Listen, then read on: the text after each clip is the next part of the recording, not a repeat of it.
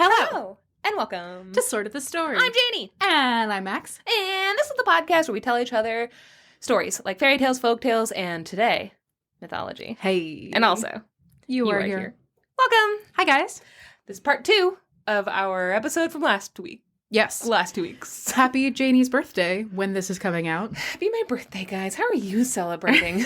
How are you celebrating Janie's birthday? I'm celebrating by not doing a story today. Ooh. Ooh. So good. It's only April 13th today, but you know what. What are you most excited about for your birthday? I mean, there's not a lot to be excited about for my birthday. It's going to be 34. 34 is fine. 34 marks being out of 33, and 33 was my Jesus year, and I'm not going to lie. It's been pretty smooth sailing. Mm-hmm. The year that Jesus died and you didn't die, so you're better than Jesus? A little. I mean, I got to knock on wood that. I'm not 34 yet. True. Still got time Still got to 2 be weeks. Crucified. Yeah. 10 days. Mm-hmm. Yeah. I don't know.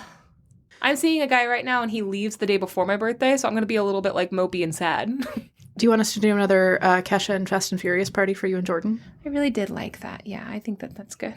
Our friend Jordan and I had a boy and girl party. Their birthdays are very close to each other, and so we combined them into one birthday party, like how you do with people whose birthdays are close to each other when they're children usually, but in this case, adults. Adult humans. Uh-huh. Don't worry about it. And we were like, what themes do you guys want for your birthday? And Janie was like, Fast and Furious. Yeah. And Jordan was like, Kesha. So we had a Kesha Fast and Furious birthday party where everyone was wearing glitter and pop star clothes. And we watched Fast and Furious. We watched Fast and Furious. We watched Fast and Furious, then we watched Fast 5. Mm-hmm. And we had a Kesha themed cake, which was just absolutely caked with sparkles. Yeah. And then we had a Fast and Furious themed cake, which had a bunch of little Max made Hot Wheels on top of Bailey's brownies, and she put Hot Wheels and little race car finish lines, flags. Yeah. It was perfect. It was a perfect day. Yeah. Yeah. I would like to do that. If we did that, then we would watch Fast 2, and then we would watch... Oh, you know what? Hobbs and Shaw? We would watch Fast 5 because we watched Hobbs and Shaw last time. Oh, yeah. Mm-hmm. Yeah. You know what we'll never watch? Tokyo Drift. Yeah. You know me. Yeah, Janie hates Tokyo Drift. And I hate anybody who says they like Tokyo Drift, which also is a problem. Because everybody that I like, if they're a man, only likes Tokyo Drift. Because they don't fucking watch the actual series. Yes. Here's my take on that. Yeah, please tell me. Tokyo Drift got more mainstream media coverage than anything else. And I think that the advertising for it really showed a bunch of the cool scenes from Tokyo Drift. And so people who didn't understand the Fast and the Furious series, who were like, I don't get it, it's just about a bunch of weirdos and they care about each other and there's cars. The advertising for Tokyo Drift was like, what if cool car chases and explosions? I think it's even more basic than that. But what I mean is that a lot of people, that's the only Fast and Furious movie that they've seen because of the advertising tactics for that movie. Yeah. And so they think it's the best one. And I also think that the people who went to see it because of the advertising tactics, that is the best one for them because they don't understand what the series is about. It's about family. First of all, it's about family. It's about raising the stakes each time, which should be impossible, but it won't be. If we keep going, they're going to have to fight ghosts. That being said, which they have a lot of ghosts to choose from. Yes. Justice for Giselle. And yes. I don't want Gal Gadot in movies anymore. Just fucking take her out. Yeah. That being said, take her out of movies. Oh my God, guys, please don't soundbite that. I just don't want to see her movie. I think she's a bad actress. That being said, I don't think that it is even as complicated as that. I think it's just that Tokyo Drift has the most iconic song of all time.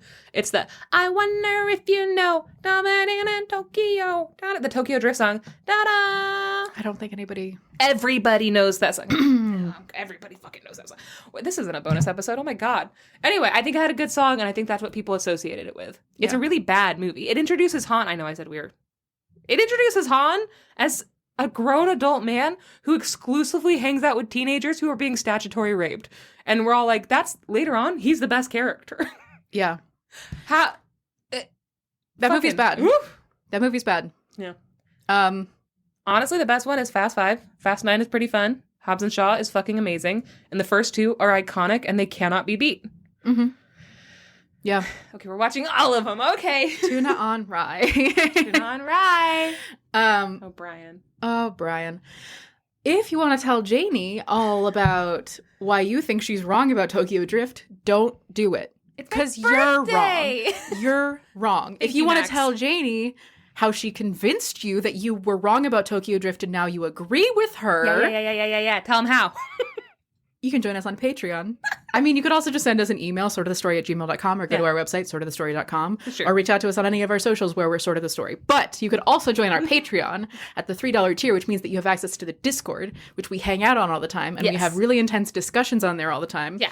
And you can tell her about how wrong you were about Tokyo Drift and how you're realizing that it was actually the worst one. Happy birthday to Janie. Happy birthday to Janie. Very seriously, if you come into the Discord, though, and you're like, Tokyo Drift was actually the best one, and I've heard the arguments and I don't agree, fucking keep it to yourself. Keep it to yourself. It's my birthday. You should be embarrassed for having that opinion. That movie's about Han hanging out with teenage girls that are being statutory raped. Yes. That's all that happens. Yes. And the main character's a little shit. Yes. Max, I love you. Join our Patreon, guys. Yeah. Tell Max how great of a friend she is. This is the most loyal bitch in the world. Listen, if you like Tokyo Drift, I don't fuck with you. Yeah, you're not part of our family. Or for $7 a month. Oh, yeah. On the Patreon. You can get access to a full-length bonus episode every single month and access to the Discord. So you can tell Janie about how you were wrong when you thought that Tokyo Drift was the best of the Fast and Furious movies. Yeah. Plus, you can hear her talk about more things that she's right about. Because at any time we have a recording of Janie talking, she's always right because she's a genius. So you're welcome for the additional content for the $7. We'll see you there or else. This is Max coming out and saying that she agrees with my plan to pregnancy trap Mike Pence. I do. I still do. It's not even politically relevant anymore. And I still agree. Just think it'd be funny. Yeah. And that's the Patreon. So join us there. The link for that is in the show notes for this episode and every episode. You can also look in the show notes and find a bunch of other stuff that you can reach out to us on. And that's a cool way to talk to us and hang out. We also just love you guys. We love you. And I love you, Max. And I love you. Anyway, good podcast. We'll see you guys next week with 2 whole new stories. Oh, man. No, but I do have a story for you this week, Janie. Yeah, I'm excited to hear it. I've been waiting for a very long time to hear this. Not that long. I mean, it's been like a whole week. A whole week. A whole week. They've been waiting for 2 whole weeks. Oh, guys. Get ready. Get ready. I'm going to tell the story of Theseus and the Minotaur and Ariadne. I am so fucking excited. I'm so fucking excited, Max. You have no idea. Ugh. Okay. I'm going to go ahead and pause, and we're going to come back, and Max is going to tell us the story. Yeah. Okay, Janie. Okay, Max. This is the story of Theseus. Not the whole story. Mm-hmm. Theseus is a token character in a lot of Greek mythology, so I'm not going to talk about all of his shit. There are also other reasons why I'm not going to talk about all of his shit. Primarily, he sucks. This is a spoiler alert. None of the fucking heroes are good. No, they're bad. This is the story of Theseus, and also the Minotaur, and also the Labyrinth, and also Ariadne. I'm so excited! Before we get into it, I just want to clear some things up. Can I guess? What? Are you going to tell everybody the difference between a labyrinth and a maze? You betcha. You fucking bet your ass. Max, I can't tell you how every time I think of this story, I hear your voice saying, and here's a quick note about labyrinths. I don't know why, but I'm correct. The labyrinth in this story is not actually a labyrinth. It's a maze. Yes. Let's just get that out there, all right? Now, I've copy and pasted this from a website that compares the differences between 2 ideas. I think it's called Diffin. Okay. A labyrinth. A labyrinth is a maze that has a single through route with twists and turns, but without branches. There is only one path in and one path out. If you think about it, it's like the game Snake, right? Where it like fills up the whole space, but there's only one line. So it'd take a long time to get out of, but you wouldn't be able to hide. You wouldn't get lost from a Minotaur in it. Yeah. You wouldn't get lost. You wouldn't reach a dead end. You just keep going through it until you get to the center of it. Yes. That's a labyrinth. A maze is like a labyrinth, except that it has branching paths, so you can get lost in it. You can find yourself at dead ends, and oftentimes you can find yourself back at the beginning. So a maze is what you think of when you think of like a hedge maze or something like that you have to find your way out of, and that it's easy to get lost in. Yes. In Harry Potter and the Goblet of Fire, that's a maze. Yes, it is. You know, Pac-Man, that's a maze. Yes. Labyrinth. That's a labyrinth. Labyrinth, I think, is a maze. What about Pan's Labyrinth? Was there a literal labyrinth in that? I don't remember. It's been so long since I watched that movie. It has to be. I don't remember. That movie had a lot more historical through lines than I thought there was going to be. Yeah. But the labyrinth in this story is actually a maze. It's easy to get lost in it. We're not going to get to the labyrinth for a little while, but I just want to, right at the outset, clear some things up here. Level of difficulty. A labyrinth is not designed to be difficult to navigate. It may be long, but there is only one path, aka it is unicursal. Yeah. A maze, on the other hand, is a Tor puzzle and can be designed with various levels of difficulty and complexity. And this one was extremely difficult. Yes. Yeah. Yes. It was designed for people to get lost in it. Entry and exit. A labyrinth only has one entrance that is also the exit. So you exit from the same point that you enter. There's one path in. There's one path out. Oh, it makes a circle? I think it's kind of like a really confusing walking trail. I don't know if this is universally true, but this is what this website says. So that just means you go in through one door, you make a big circle, and you come out through that same door? Yes, but the circle's really twisty. Okay. It's like a knot. Stop flirting with me. A maze may have different entry and exit points. Okay. So also there are ways that you can get into a maze or out of the maze that may not necessarily be the beginning or end of the maze. Sometimes there's like an exit that just dumps you in the middle of nowhere, and that's not actually the exit to the maze. Okay. Right. Significance. Some labyrinths have spiritual significance. They symbolize like a journey where you're going through all of these paths. It's designed to show you something. It's kind of like going through a museum. Yeah. They signify the complex and long path to reach God or whatever. Okay. Mazes are used in science experiments to study spatial awareness and sometimes intelligence. So when you think about a rat in a maze, that's that. It wouldn't be any indicator of intelligence if a rat was in a labyrinth, because it would just mean running until you get to the end of the labyrinth. There's no wit required in that whatsoever. Yeah. So the labyrinth in this story is actually a maze. Got it.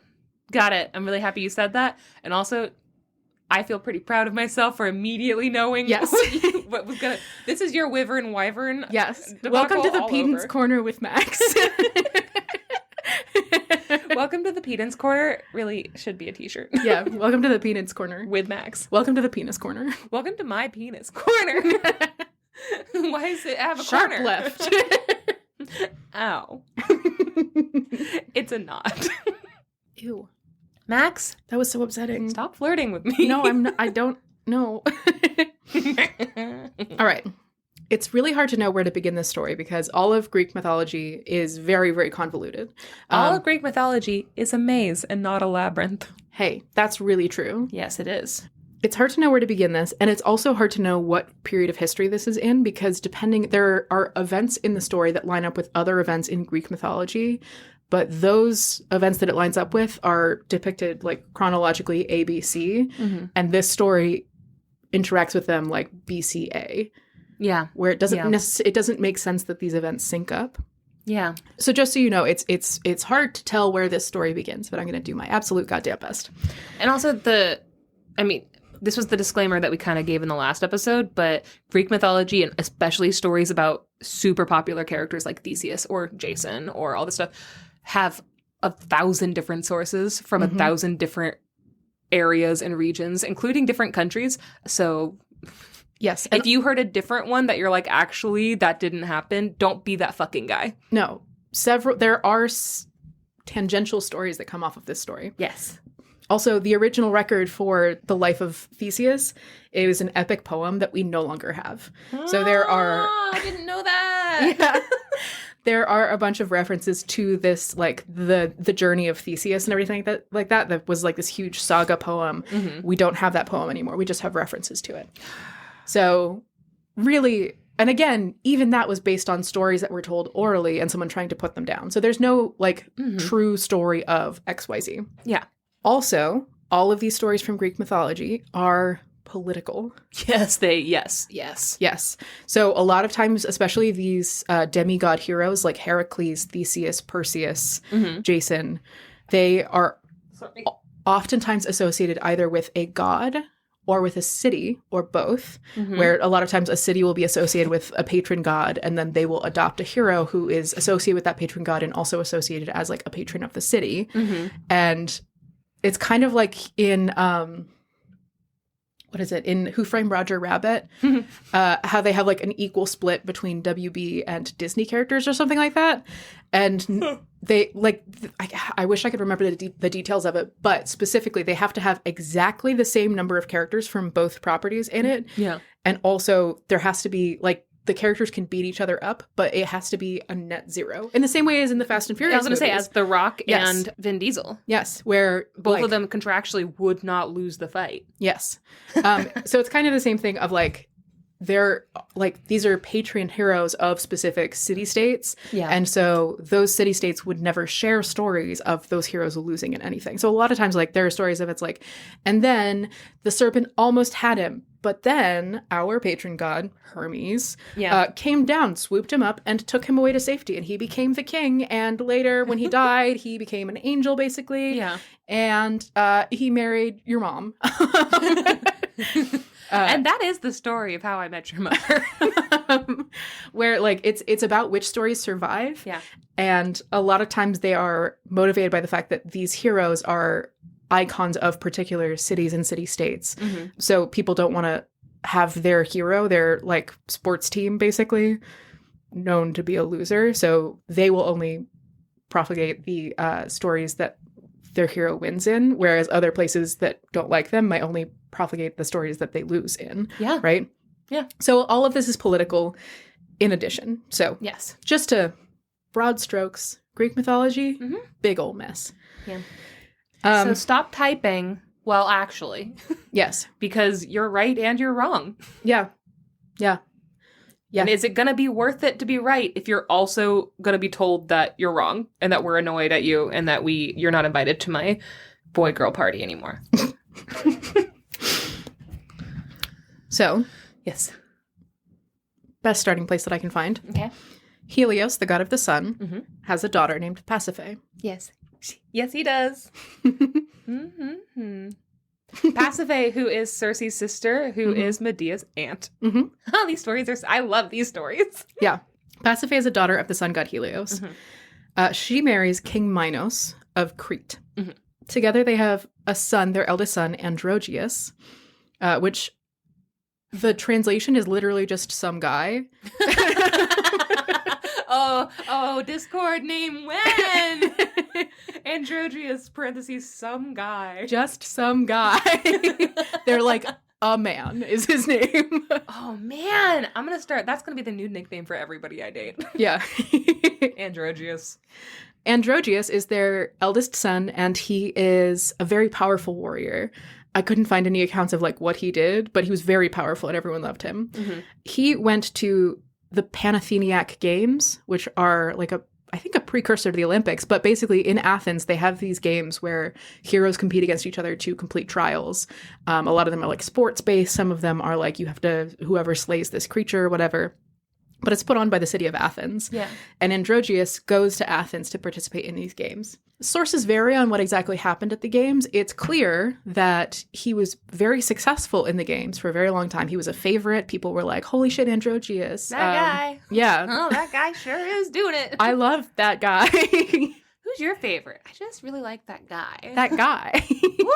That guy from Crete. So sources vary on how exactly this went down, but he was doing very well, and then he was killed. Oh. The two predominant stories about how this happened. First is that he might have been killed by the Marathonian bull, which I will talk a little bit more about later. Okay. In which case, King Minos goes to war with Athens, basically to be like, hey, you shouldn't have put my son against that bull that he was definitely going to lose against. Minos? Who the fuck? Yeah. How are you talking? Minos fucking sucked. He would have loved to see some guy battle a bull. Yes. But not his son, his beautiful baby boy. Not his beautiful boy. That deserved more. His beautiful boy, some guy. Not that guy who he's the father of. The other story is that he was killed by the Palantides, I think, or the Palantides. Okay. They're the sons of Pallas, not the Pallas from Athena, but Pallas, the son of Pandion. Again, just some guy. Pallas comes up a lot, that name. Yeah. It's like, it's almost a title. Yeah. That makes sense because the city-states are called polis. Yeah, exactly. I think it's probably, and also pax is peace. So I feel like it would be like a princess or prince. It might be like a title, like a royalty title. Could be. Like Palace Athena. There's a palace. I almost said Apollo. I can't remember. Anyway. Yeah. But this is Pallas, who is just a prince. His sons, the sons of Pallas, are the nephews of Aegeus, who is the king of Athens. Yeah. Medea married him at one point in her myth. I'm going to talk about that. I gotta stop it. Sorry. I get so excited about the weirdest, like, little niche pocket of Greek mythology. Yes. So Aegeus is the king of Athens. Mm-hmm. His nephews, I'm going to say the Pallantides, the sons of Pallas. Yeah.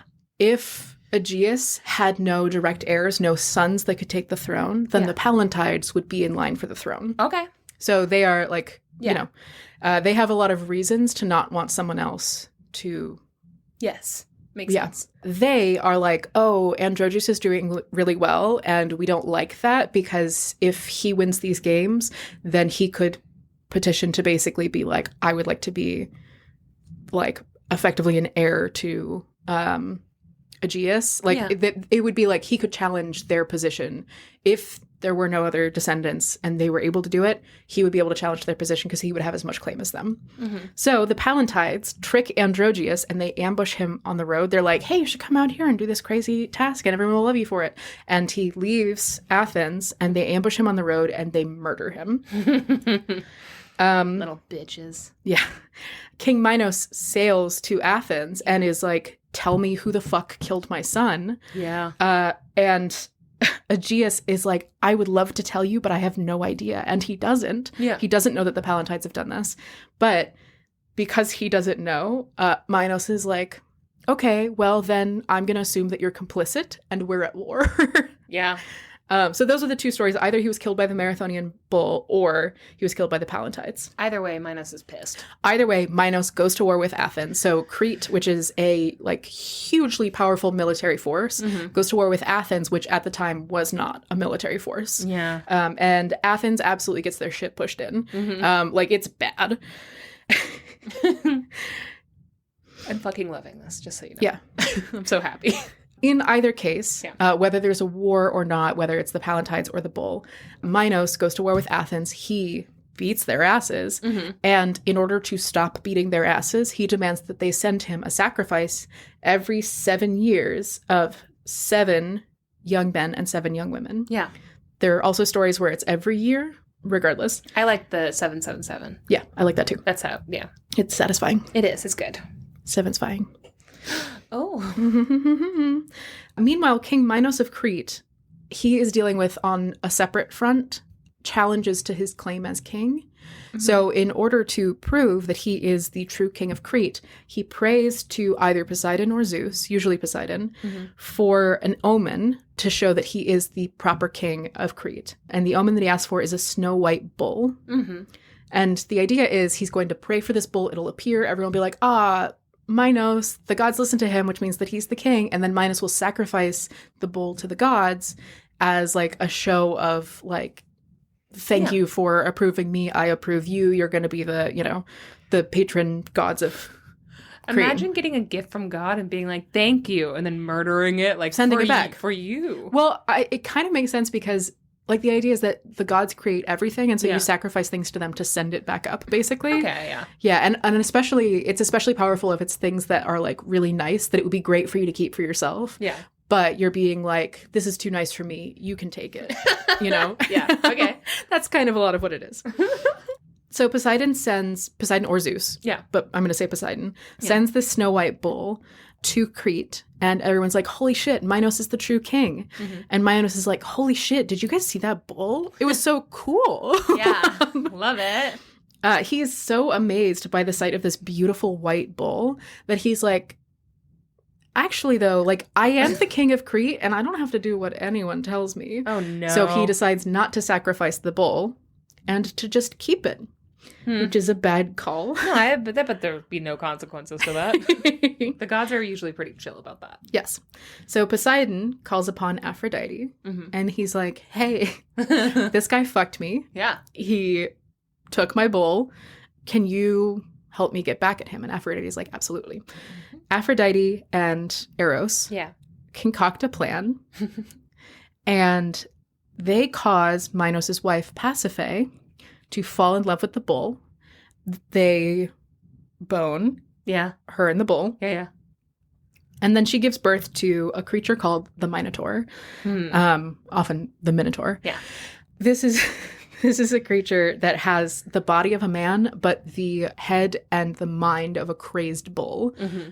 And as soon as it's born, Minos is like, oh shit, I fucked up. The gods are mad. Oh no.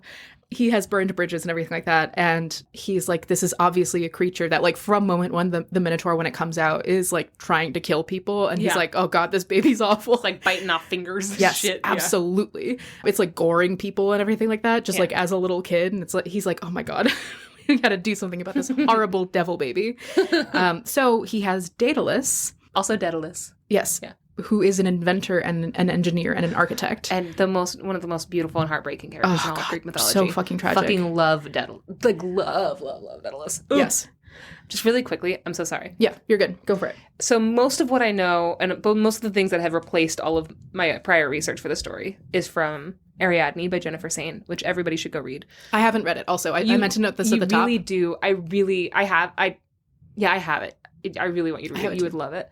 But the best part of it is Pasiphae for me, because oftentimes Pasiphae is like a passive character. Yeah. Right? And she's kind of a victim in a lot of the retelling, especially the modern retellings, where people are like, that fucking sucks. Like, she was like forced by the gods to have sex with a bull, and then she gave birth to a monster. And like, that alone is the most traumatic thing that can happen.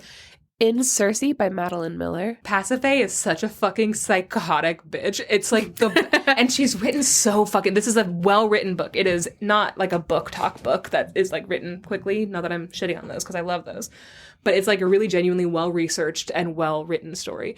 But Pasiphae is a fucking psycho, and she is so mad at Minos for all of his bullshit that she basically does it, to like kind of get back at him. She's like, not only is that bull hot, but also, he's gonna be so fucking embarrassed. Let's do this, girls. Like, come on. Damn, dude. And it's so it's just such a funny thing. Like, she gives birth to the Minotaur, and she's like, that was difficult, but was it worth it? And the baby's like in the back, like, like chomping off fucking toes. And everyone's like, what a monster. And Minos is like, you bitch. And she's like, ha. Gotcha. It was worth it. Pasiphae is my favorite character in that. I have a never-ending love for Pasiphae after reading that book. I think she's so funny. Anyway, sorry. She also terrorizes Daedalus in that book into making her a bull costume so that she could trick the bull. Oh my god. And Daedalus is like, I really don't want to do that. I would really rather not be a part of whatever this is. She's like, I'd really rather you remember who's in charge here. Make me a sexy cow costume, bitch. I can't. It's actual literature. Again, I'm describing it like a Wattpad story, and it has that same joy, but it's actual literature. It's fucking amazing. I love it. I am gonna read it. I'm so excited. I'm gonna stop talking about it now, but just so you know. So Minos goes to Daedalus and tells him that he needs to build a labyrinth, not a labyrinth, the maze. Okay. We've talked about this. We've discussed this, guys. Listen. In order to keep the Minotaur in the maze.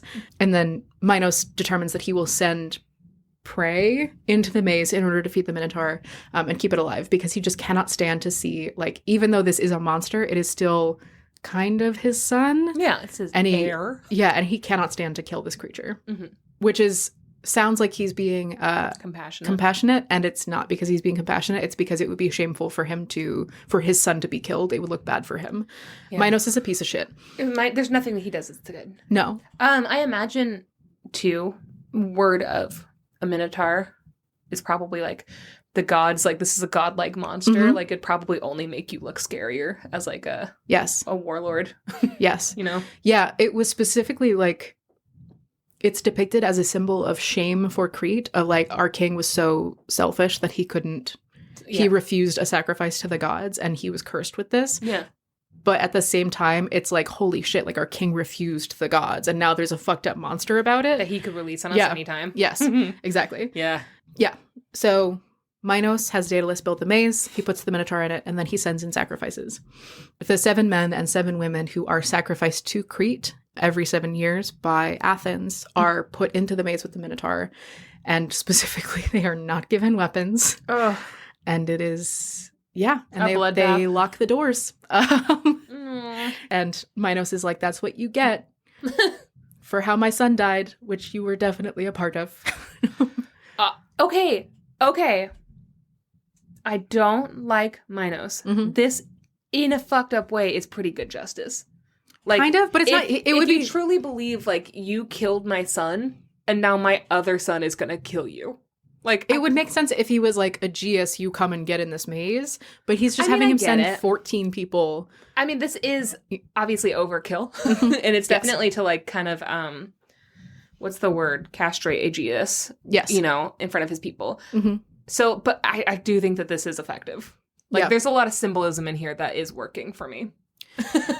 I also, when I read this story when I was younger, I was like, why would he keep sending the sacrifices? And they're like, because he had to. And I was like, but why? And it's because Crete is such a massive military power that if he stopped sending the sacrifices, Crete could come and level Yeah. all of Athens Yeah, 100%. very quickly, which I think is a good reason, all things Yeah. considered. Yeah. So, since the end of this war between Crete and Athens, about 20 years have passed. So 2 cycles of sacrifices have already gone to the Minotaur from Athens. Yeah. Separately, different time. Let's go back. Mm-hmm. King Aegeus of Athens wants an heir. So he goes to the Oracle of Delphi, and they give him a reading. And they're like, this is what's got to happen for you to have an heir. And it's confusing. And so he goes to his friend, King Pythias of Trozen. I'm not sure how it's pronounced. I meant to look it up, but I forgot. Who, like, Trozen is right next to Delphi. And so he's, like, staying with this king. And he's like, I don't know, the Oracle of Delphi gave me this really confusing prophecy, and I don't know what to do about it. And King Trozen is like, the King Pythias of Trozen is like, oh, I know what that means. And he interprets it to mean that he's got to get, Mm-hmm. King Pythias, has to get King Aegeus really drunk and then set him up with his, King Pythias's daughter, I mean, why wouldn't... Aethra. Why would you have to get him drunk? It's not like you're trying to set him up with his own daughter, which is how, like, it happens in the Bible, right? Like, No. it's like, he would have sex with your daughter if it meant that he fulfilled a prophecy. But specifically the prophecy is like, you got to get him really drunk and then have him fuck your daughter. It's like, woo. Take this back to your friend. He'll know what it means. And he opens a piece of paper and it just says, fuck him up, fam. Damn. That could be interpreted several ways. Fuck him up with your fam. Have your fam fuck him up. Your daughter should have sex with him. But he can't remember. So it's problematic. It is problematic for no reason. It doesn't have to be problematic, for sure. The Greeks, they were fucked up. I didn't write down the prophecy because it is confusing, but it's basically like, you can't conceive an heir until the wineskin is empty and you have, like, climbed the highest mount in Trozen, and then you will have an heir. But if you don't do that, then it'll end in sorrow or something like that. Okay. The highest mount would be the queen, but okay. Maybe she's dead, Janie. Did you ever think about that? I mean, no. Most women are. Most women are dead at this time.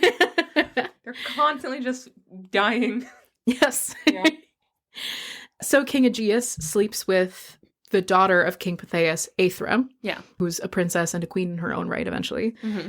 The same night Mm-hmm. that Aegeus sleeps with Aethra, Athena sends Aethra a prophetic dream where she is basically possessed to walk out of the castle and to the seashore, where she walks to, like, across a sandbar to the island of Spheria, maybe? Okay.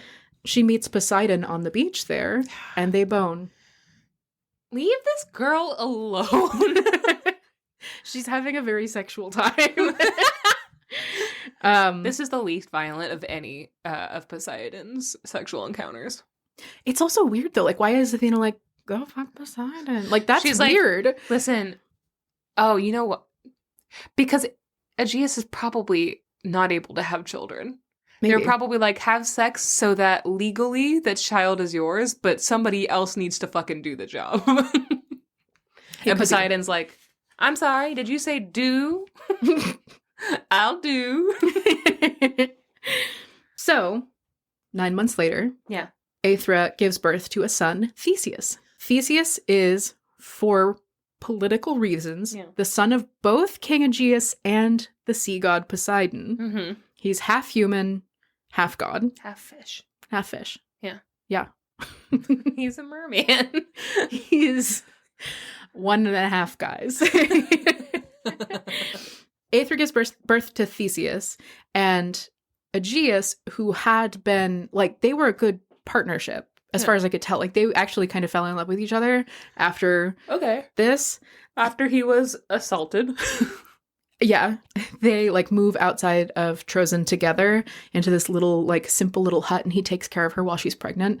Yeah. Why? I don't know. I don't know. Just to be romantic? Fucking rich people cosplaying as poor people? Kind of. Right, Grimes. Damn. That's right. This is the shot at Grimes. No, you're right. It is. And it should be. Yeah. We need to stop giving Grimes a pass just because she's weird. Yeah. Yeah. Aethra gives birth to Theseus, and Aegeus is thrilled to have this son. But in the time that he's been away with Aethra, there have been lots of other threats to the throne of Athens. And he's like, I can't stay here and raise this child with you. And I also can't have you coming with me for reason. So I'm going to go back to Athens, and you raise our son, and I'll see you later. Finger gun, finger gun. Oh, go fuck yourself. But before he leaves, he goes out into the woods and he rolls aside a massive boulder. He takes off his sandals and his sword, and he puts them on the ground where the boulder was, and then he moves the boulder back. And he tells Aethra, when our son is strong enough that he can move this boulder and retrieve these tokens of mine, then he will be strong enough to come to Athens and meet me, his father. Okay. All right. Yeah. So Theseus grows up with just his mother and becomes very strong. Yeah. Eventually, when he is like a young man, he is finally strong enough, and his mother is like, I have to show you something. She brings him out to the boulder and explains, and he's like, got it. And then he rolls the boulder aside, and he retrieves his father's sandals and sword. And now that this is done, she's like, well, I guess that means you're a man now, and you've got to go find your dad. And he's like, I will do that. So there are 2 ways to get from Trozen to Athens. Yeah. One of them is the sea route, which is comparatively very safe. It's like you get on a ship, you go around like an outcropping and like a couple of islets and everything like that. Yeah. And then you come back around and you end up in Athens. And it's a beautiful fucking sail. I'm sure. Yeah. I am absolutely sure. Yeah. Or you can go over land, in which case you have to pass by 6 entrances to the underworld with their chthonic enemies, plus all the regular hazards of the road in between cities, including like bandits and animals and everything like that. Yeah. And his mom is like, so I can help you pay for a boat. And he's like, Mom, come on. And she's like, your name is Theseus. I was trying to give you a hint. You don't stop taking the hard way. BC, us go by land. She's yes. like, what? Why would you go the sea is bad. What? The sea is bad. What are you, me? I'm scared of the ocean. Yeah, who isn't? I really like the beach, though. Yeah. What a conundrum. She's an enigma. Wow. What? She's so hot and cool. So Theseus takes the path over land, where he has to pass by the 6 entrances to the underworld, hellmouths, basically. Yeah. And the 6 chthonic enemies that guard these entrances to the underworld. Underworld. Hunger world. Population me. Chthonic, in this case, means like of the underworld. Yeah.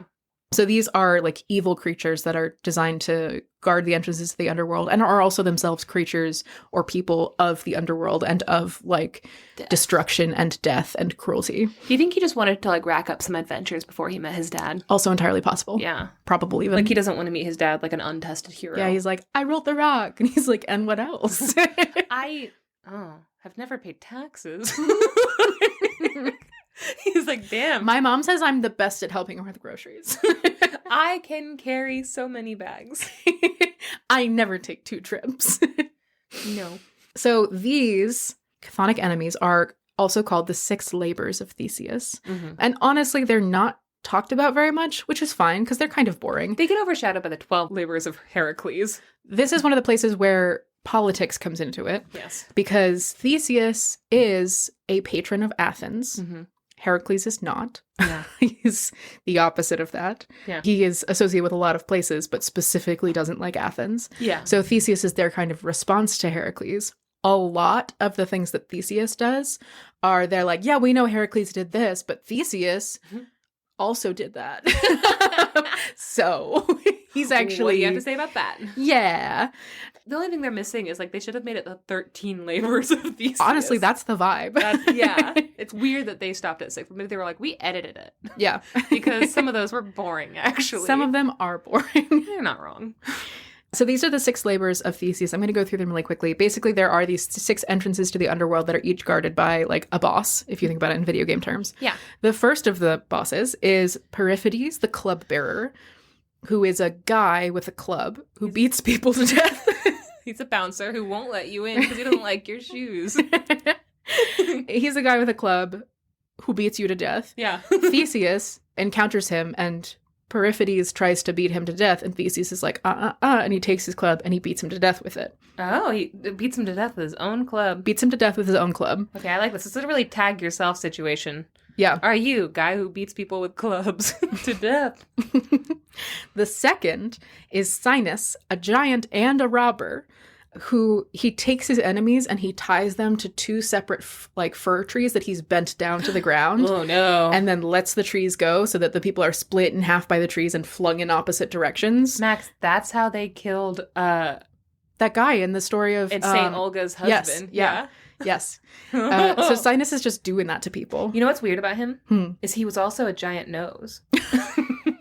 He was that blob from the Mucinex commercials. He was a nose with little legs. Oh my god. Who tied you to 2 separate trees and then let them both go. Oh my god. And he didn't even have hands is the crazy part. He was doing it with his feet. Yeah, you know how you get rid of him, though? Mucinex. Are you, guy who beats people to death with clubs, or big nose? So Sinus tries to murder Theseus, and Theseus overpowers him and then ties him to 2 trees and lets them go and splits him in half, and he flies off into the distance. He tickles him with a feather duster and he goes, Achoo! Ah. I gotta stop interrupting. I'm so sorry. I'm having a No, great you're good. time. It's my birthday. So. Yes. Then he faces the Crommyonian Sow. Crommyonian Sow. From Crommyonia. Oh, okay. I think. Who is a cow that was bred by the crone Phaia, who I've never heard of before. Basically just a big, strong cow, and he defeats the big, strong cow. Doesn't really give any details about that one that I was willing to find, because there are a lot of these. Sciron, who is also a robber, there's like a path that only goes across like a thin little road around a cliff face. So the only way you can get from like point A to point B is by following this tiny little road around a cliff. That's like a very narrow little cliff face road. Sciron sits in a chair in the middle of the road, and when visitors try to go past him, he's like, no, you can't pass until you wash my feet. Oh. And so they have to like get in there and wash his feet. Get in there. Yeah, and as soon as they like kneel down to wash his feet, he kicks them off the cliff. And depending on the story, there is like a sea monster or a giant turtle that is waiting at the bottom of the cliff that eats them. Okay. So Sciron tries to do this to Theseus, and Theseus is like, what if instead, and then just pushes him off the cliff. Not especially clever, but whatever. They're all like a little ironic. Yeah. Yeah. These are weirdly kind of lame. Yeah, they are kind of lame. He's not great. He's a little bit lame. Like, Heracles has had such emotional weight to all of them. No, they were like, we've just got to, it honestly feels like in video games, like level grinding of like, you're just like going through and being like, okay, I'm going to fuck up this guy, this guy, this guy, this guy, so that by the time I get to Athens, I'm at level 10, which is what I need to be at to get there. Yeah. You know what I mean? Yeah, like you're just trying to push through. Yes. Heracles' first thing is that he kills that lion, and for the rest of it, he wears like a lion's mane over his lion. Like, that's a really cool detail. It like adds to his character. It makes him stronger and scarier.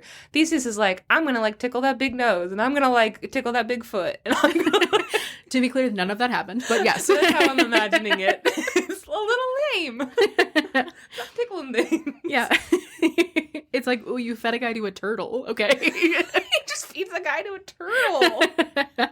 The fifth one is Cercion, the king at Eleusis. Okay. Eleusis? Maybe. It sounds Latin, which Eleusis? Yeah. Maybe. Like Kyrie eleison. Mm-hmm. Yeah, that's what it sounds Kyrie like. eleison. Yeah. Cercion challenges any travelers along the path to a wrestling match. And he always wins. And when he wins, rather than being like a good sport about it, he murders them. Yeah. Sucks. Could have seen that coming. Sure. He challenges Theseus to a wrestling match. Theseus beats him and then kills him. Irony. And the last one is Procrustes the Stretcher. What's he gonna do? It really feels like they had a couple of good ideas and then they had to flesh out the rest with just like, and a big cow and a guy who makes you wash his feet. A big old nose that has little legs. But Procrustes the Stretcher has an inn that is like the only place that you can stop along the path. And the inn has 2 beds, one for him and one for the people who have to stop there. But when you stay there, magically, there's already somebody staying in the second bed. So, I guess you can share mine. I think it's really funny that they specifically say there are 2 beds. Yeah. One is his and one is his guests. Yeah. Because it's like, he's not making them. So he forces people to sleep in these beds, but they're like, but not his bed. He's not a creep. Yeah. So he forces any passerby to sleep in the second bed. Yeah. And he is like, my bed is always just the right fit. Not my bed that I sleep in, but my bed that I own. Okay. I wouldn't be like my bed that I sleep in. I'm not trying to be a creep here, says Procrustes. But he says, my visitor bed is always the perfect size. And then he forces people to sleep in it. And if they are too short to be the length of the bed, then he stretches them out. Procrustes the Stretcher. Okay. Or if they're too tall, he chops off their feet. Oh. So he's going to make them fit. I would... Oh, first of all, what are you getting out of this? What's your deal? Second of all... This feels kind of... I wouldn't mind being stretched a little right now. Yeah. Right? Yeah, there's this post that goes around sometimes. It's like, I bet there's like a couple of seconds if you're being stretched on a rack that feel like so good. Yeah. And then it's really bad again. But like... It's probably not great. Yeah. But like, for those few seconds. Oof. If you're a peasant that's been hunched over a field for a long eating time, beets and radishes. My God. Like, I'm going to not give you the information you're looking for until we get the, okay, yep, I'm a witch, I'm a witch, I'll tell you all about it. You come out of there 3 inches taller, feeling a little guilty for selling at all your neighbors. But also, man, that crick in your neck is gone. Yeah. Life-changing. Yeah. Yeah. Every couple months as a peasant, you're like, I kissed the devil's butthole. Hope nobody stretches me about it. Or did I? I might know some names, but I'll never tell.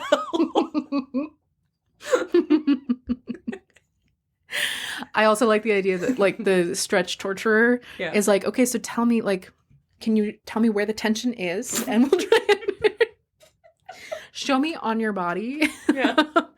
And we'll try and get that taken care of first, you know? And then we're going to stretch you to death. But, like... and then prepare for death.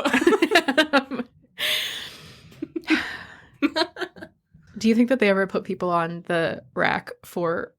I don't want to say for recreational purposes, but do you think there was ever someone who was like, my back really hurts. Promise not to kill me, but, like, can you stretch me a little bit? Okay, so I want to know if the guys were, like, ever just, like, goofing off with the machines. If they were like... Okay, do me next. Do me next. I just want to see, like, they're all sitting there, they're like, slow torture day. And they're all, like, I don't know, kind of doing the little torture stuff to each other as, like, for fun. Mm-hmm. They take, like, a piece of, like, a loaf of bread, and they're like, stretch, and then it just, like, tears it apart, and then they eat all the bread. Yeah, or, like, they just spend the time, like, touching the spikes. And, like, you know, like, when you touch spikes and you just make it a little bit hard in your hand, and you're like, they just do that for a little while, because it kind of feels good. Yeah, just stimming on those spikes. Are they ever stimming on those spikes? And ever slobbing on that knob? These are the things I want to know. How, like, were they friends? Were they friends? Were they family? I hope so. I hope so, too. It's important to have a really good culture in the place that you work, no matter where that place is. The medieval torture spa. Okay, but that's not this story. No. All right, so this guy, he makes you lie in the bed and he stretches you real good. Or he chops your feet off. I really think it would be the latter, the former for me. Yeah. Because I'm only 5'8". Yeah, I agree. But back then, you would have been too tall. I think they would have chopped off your feet. I think even now they would chop off my feet. Yeah. In a twin bed, I have to, my feet literally hang off of it. It's comical. It's very silly. I look like a cartoon dad asleep with my feet sticking straight up under the blanket. Yeah. So Procrustes the Stretcher tries to do this to Theseus, and Theseus is like, what if instead? And then he wrestles him into the bed and chops off his feet and is like, how do you like it? And Procrustes is like, not much. I don't. And then Theseus is like, yeah, lesson learned. And then he chops off his head. Oh, yeah. Yeah, he did a different thing. He chopped off my feet. I think I'd also at that moment be like, also chop off my head. Please. I mean, I know that like people can live without feet. But like in the moment, I'd definitely be like, head, finish it. Finish the job. Ow. So no head? What? No head? It's the last thing I say. I die famous. On Vine. I'm the reason Vine comes back. But it's different now. It is different now. Vine, but for the dark web. So he goes through these 6 labors, and he defeats all of these nasty beasties. Silly monsters. Yes. And eventually Theseus arrives in Athens, which is ruled again by his father Aegeus. I know it's been a while, so I just want to remind you. His father, King Aegeus, rules Athens. Theseus shows up, but he's a little bit cautious. He's like, I'm not really sure what to expect from my dad or from the people here. Like, I know that my dad left because of some kind of like dispute over the throne, so I don't want to come in and immediately be like, I'm the son of the king. Yeah. You know, reasonable. Right. Maybe the only smart thing that he does. Yeah. So he comes in a little bit undercover. Regardless of that fact, though, everyone in Athens kind of already knows about these incredible feats that he's completed on the road. So they're like, holy shit, it's that guy who did that thing. Oh my God. Which is smart of him. Yeah. To have taken the road. For sure. But he's already renowned, but nobody really knows who he is. They're just like, some guy just went and killed all of those chthonic guards.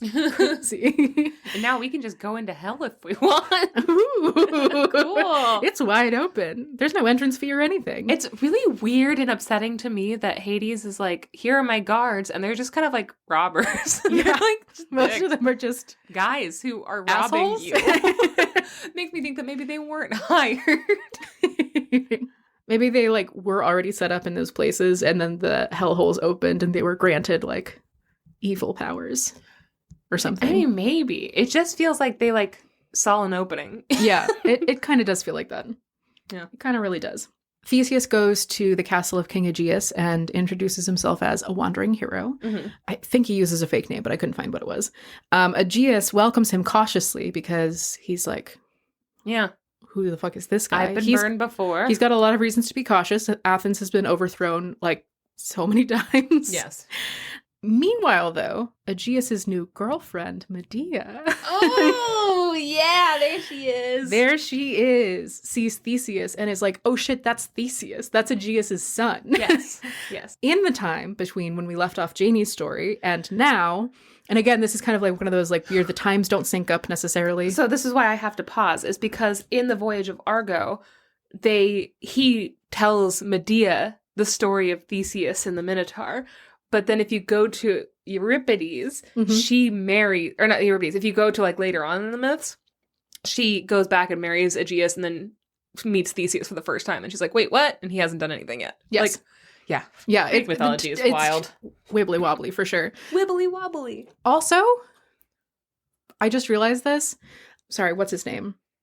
Sinus, the guy who splits people. Yeah, the big nose. His name should have been Euripides. They should have switched, man. Yeah. That would be such a good name for him. Euripides nuts. Euripides trees. Euripides guys. Euripides guys! Ah! Euripides is such a fucking funny name. You're so right. It really is. Yeah. Medea, after having fled from, like, she was the cause, like, she killed her children and then I think killed Jason or else, like, whatever happened at the... She just left him crying. Destroyed him. Yeah, she destroyed him. She really did. She left and she went to Athens and she started dating King Aegeus. Yeah. And at this point, like, she is very jaded. Yeah. And she is specifically, exclusively, like, the only thing that matters for the rest of my life is that I have a legacy that lives on. Yeah. So she starts... I've gotten rid of the other ones. Yes, but also because she's like... I am like I've been estranged from my family, so the only way that I survive in any material way is if I have a child who gains a position of power, and therefore my story is told. Yeah. So she starts dating Aegeus, and they have a child together, whose name is Metis, which is just the boy version of Medea. Yes, it is. Which is concerning. Medea, though, has had this son with Aegeus, and Metis is currently pretty close to being first in line for the throne if Aegeus dies. Yeah. He is one of his only, most of Aegeus's children are daughters. Yeah. So Metis stands a really good chance of being the next king of Athens. Yeah. So when Theseus shows up and he is older and is like Strong. part god and Proven. also related to like the king of that Trojan and everything like that, like he has a much more stable claim to the throne. Yes, he does. And so she's like, if Theseus comes in and proves himself, my son's fucked. Yeah. So because of this, she's like, I've got to get this guy out of here. Aegeus can't know who he is, and I've got to make sure that he dies before Aegeus figures it out. So Theseus arrives in Athens. He goes and he talks to Aegeus, and Aegeus is like, well, if you're so powerful, why don't you do a test? And Medea sends him on a test to go and kill the Cretan bull. Yeah. I also have a note here that Pasiphae is the aunt of Medea because I had to Google to be like, what's the family tree here? Yeah. So Medea's like, you have to go and kill the Marathonian bull. Yes. Which is also the Cretan bull. And could have been the one that killed that guy.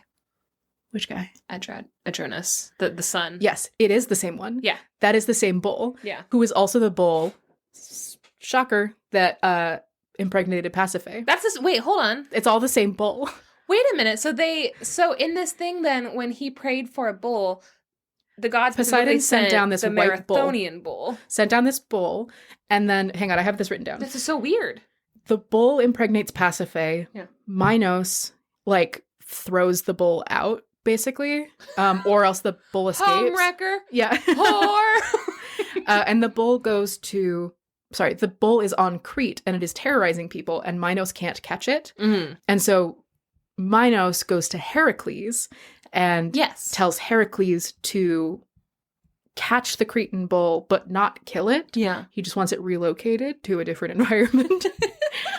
Heracles catches the Cretan bull and relocates it to Eurystheus, where the bull is imprisoned and kept as basically like wow, look, the Cretan bull. Yeah. But then the bull escapes and flees to Marathon, where he is also causing havoc. And this is where he is at the time that Theseus comes to Athens. Okay, so, but in this version, then, he can't have been the one that killed Minos's first son.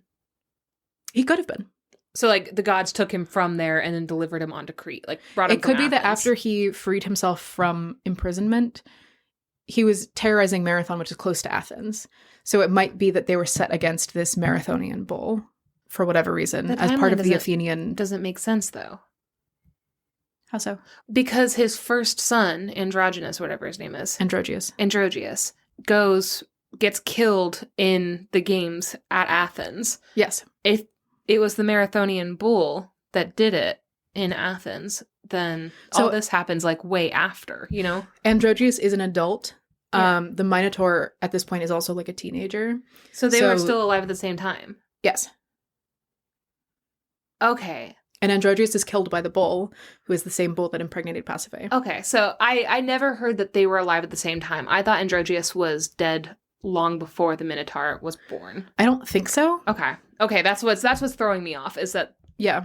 Androgeus was the eldest. Yeah. And he was proving himself. I think that at that time, the Minotaur was a teenager probably. And then he started asking for sacrifices right after, after that. Before they were probably feeding him some of their kids. They were feeding him livestock, I think. Yeah. And then Androgeus is killed and Minos is like, I have a better idea. Okay. We're caught up. That's good. That's good. Yes. The timeline is very confusing. Yeah. But this is the same bull that is the Minotaur's dad. Got it. Who is a gift from Poseidon. Mm-hmm. So this bull is also called the Marathonian bull when it is terrorizing Marathon, and also the Cretan bull when it's terrorizing Crete. It is also possibly the origin of the constellation Taurus. Yeah, it is. And that's you. Hey, that's me, Happy baby. birthday. Love this bull. It's here to fuck bitches and kill your city. And I've all out of bitches. He is all out of bitches. He's all out of bitches. Yeah, this bull is genuinely just a force of chaos. It's like, what if I went over here and just gored some villagers? What if I'm on his side?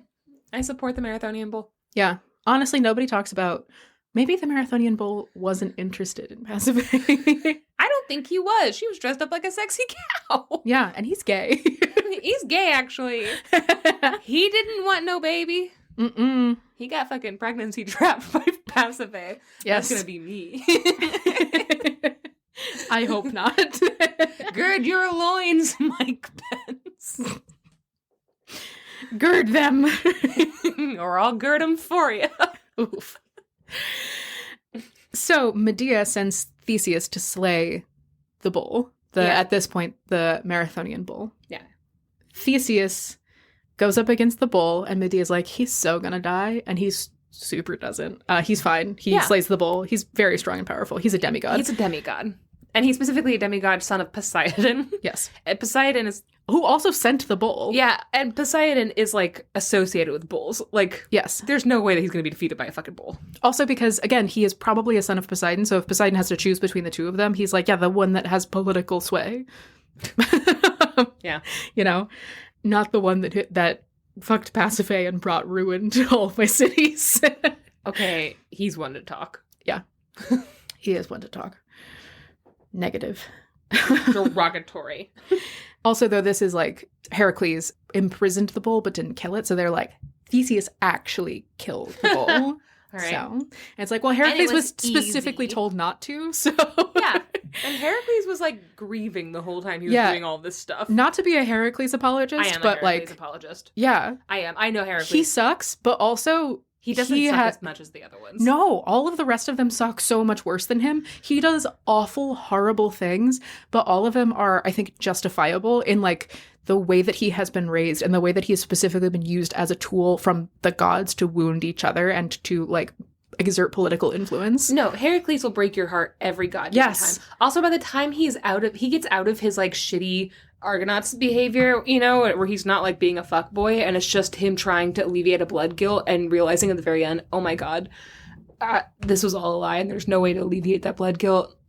Yeah. And then he kills himself. Heracles, I'm a Heracles apologist. Yeah. Heracles is deeply tragic. Yes. It's the saddest fucking most interesting story ever of a deeply flawed and complicated and human. And traumatized. Yeah. And he's so fucking complex and well written and honestly very human. He makes a lot of mistakes and he makes a lot of poor decisions, but he also is punished so hard for them. And he tries so hard. These fucking fuckboys, Theseus, Jason, who's the other one? Pirithous. Perseus. Yeah. Pirithous as well. They all fucking suck. They're just so like, I'm going to go and make my name. And Heracles is like, please just leave me alone. But what if... Please just leave me alone. I just wanted to be happy. Yeah. Sorry. Yeah. Woo. Heracles. Yeah. I fucking love Heracles. Heracles is very complicated. Mm-hmm. And I love him. He's not a Disney hero. No. God, at all. But he's also not a fuckboy the way that these younger guys are. He seems a lot older. He also is... This is kind of a weird thing to say, but he's like one of those child actors who grows up to be an adult actor who teaches child actors how to like what's okay and what's not. Yeah. Where he's like, I was traumatized as a child. He also shows up and saves these people quite a bit. He saves all of these younger heroes and he teaches them like how to not be a shit ass. He tries and they don't listen. And he's so smart because he's so tragic. He's been through every awful thing that's ever happened. Also, guys, fun fact, Heracles is like almost exactly the story of Jesus Christ. There's a lot of evidence that the story of Jesus Christ was taken directly from the story of Heracles. Oh. Yeah. Son of a god who then dies in order to go to heaven and join his father in heaven. It's like, there's a lot of fucking parallels, like direct one-to-one parallels. He also goes to a Garden of Eden and takes a golden apple. Anyway. Damn. Okay, that's not the story we're talking about, Max. No, we're not even talking about Heracles. We're not even, we don't care about it, so stop asking us about it. We could. What if we did? Maybe we tell that story together one day as like a special episode. Oh my god. Yeah. We should do a couple of them like that. We have a lot that we would love to talk about. Heracles. Heracles. Yeah, I know. Also, not to like overshadow like Heracles is Jesus, but also Heracles is kind of the Hulk. Yeah. The story of the Hulk is the same story where it's like he is Blacks out and then realizes that he's done unspeakable things. yeah, but also he's granted this massive power that he intends to use for good, and in the pursuit of doing that, he is manipulated into destroying the things that he loved that he was trying to protect in the first place. And it's fucking woo. Also, he's Jesus. Also, he's the Hulk. Jesus Christ is the Hulk. Jesus is the Hulk. Jesus is the Hulk. We won't hear another thing about it. Gird your loins, Mike Pence. What were we even talking about? I don't know. We were already an hour and 18 minutes into Oh my this. god, I'm so sorry. No, I'm so sorry. I keep doing this to us, Max. This is on me. It's your birthday. You can do whatever you want. So Medea tries to get Theseus killed by sending him up against the Marathonian bull. And Theseus is not killed. He's fine. Yeah. He slays the Marathonian bull and he returns to his father, Aegeus, and Medea back in Athens. Medea is like, oh shit. Yeah. Actually didn't plan for this, of him like not dying in that process. And so she makes up a really quick little plan where she's like, let's all have a toast to Theseus, who did so good at slaying that unslayable bull, like everyone expected that he would be able to do. Yeah. And she pours out wine and she poisons one of the cups and she gives it to Theseus. Theseus, though, is returning from slaying the bull, and he hasn't had a chance to, like, change. Mm-hmm. So he is still wearing his adventurer's sandals and his father's sword at his hip. And as he's about to take a sip from this wine cup, Aegeus looks and sees his old sandals and his old sword. Oh, fuck and yeah. he knocks the wine out of his hand. Great. Yeah. And saves his son. He's like, Medea, I'm sorry, what just happened was you tried to kill my son, which I don't know how he figured it out that quickly, but there's not really like the wine was poisoned. What do you mean it was poisoned? Who could have poisoned it? There's not really a whole lot of like mystery there. He knocks the cup out of Theseus's hand and then is like, Medea, you tried to kill him. You know, okay, so at the end of this test, you're going to hear that I showed Max some paintings of Medea, and if you know that one crazy one that she looks like a Gorgon and she just has that like look? 100%. That's 100% what happened, is he turned around and he saw her looking fucking weird and then he looked down and saw the thing and he was like, ah, fuck. Yeah. Uh-oh. Like, Medea doesn't hide. I don't think she's one to hide her emotions well. Yeah. So he's like, Medea, you just tried to kill my son. And then he's like, hello, you're my son. I love you. Thank you for coming. Medea, you just tried to kill my son. Yeah, well. And Medea's like, no, I didn't. And he's like, yes, you did. And she's like, no, I didn't, because, and then she runs. Have you considered? From this time, there are accounts that Medea flees to Asia, potentially the Iranian plateau. Yeah. Where she joins the Aryans. Mm-hmm. And the Aryans, because they start to worship her, change their name to the Medes. Yeah. It's a bunch of meaty boys. Meaty boys. Yeah. But at this point, like, Medea kind of fades into obscurity. This is her last really big act in terms of Greek mythology. There are I didn't look into them, but there are certain mythologies in which after she dies, she goes to the Elysian Fields, heaven, for Greek mythology. Yeah. Which I think is a later edition. It's the like Elysian the Fields, there wasn't a heaven. There was just Well, the it's underworld. all in the underworld. Yeah. Like, the Elysian Fields are in the underworld, but they're separated from, there's like the Elysian Fields, which is where all the heroes and like demigods and all the cool ones go. And then there's like a middle ground where everyone else goes. And then there's Tartarus, which is like the bad of the bad that like pissed off the gods go. Yeah. So when Medea dies, she somehow ends up in the Elysian Fields, and she meets Achilles, who is also in the Elysian Fields, and they get married. Ugh. Yeah. That's weird. It is weird. That's fan fiction if I've ever heard it. It was something like Athena was like, I've promised you a wife or whatever, and it was always going to be Medea. Take this one blah, that blah, murdered blah. her babies. It doesn't make a whole lot of sense. I have a feeling from the themes of it that it is a later text where they were like, but what happened to Medea? And they added this whole, like, this feels like a jumping the shark moment where they were like, and we added with like Dante's Inferno and stuff like that, like all of the heroes are still alive in the Elysian Fields, and everyone was like, okay, so what happened to Medea? And they were like, she got married probably to random name generator Achilles. I'm sorry, but that's not true. Achilles and Patroclus live together in the underworld very happily. Agreed. They're in love forever, and how dare they try to fucking make him straight.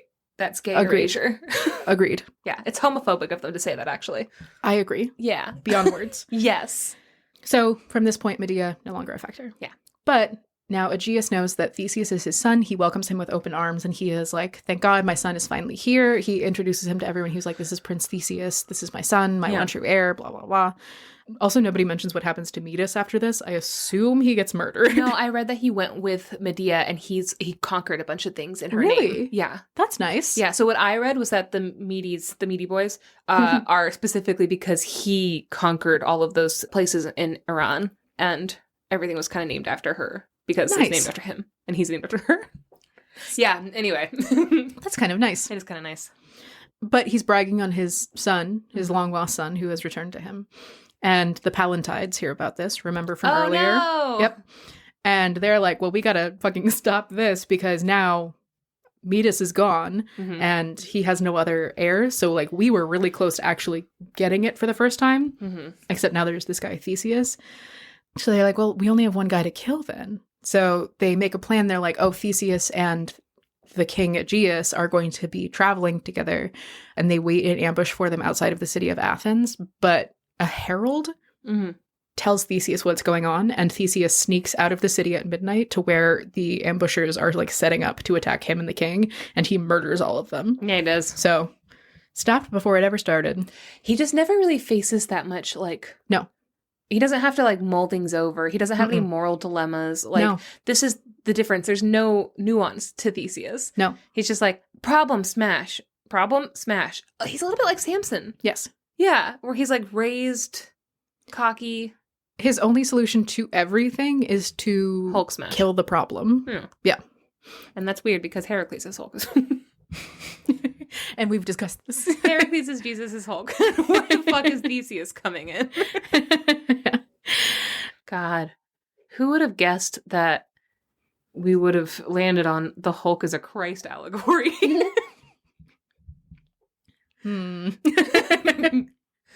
I think more accurately, Heracles is Jesus plus the Hulk. Jesus plus Hulk equals Heracles. Yes. Yeah. Yes. And I think that's, as you're saying that, very true. Yeah. That feels true to me.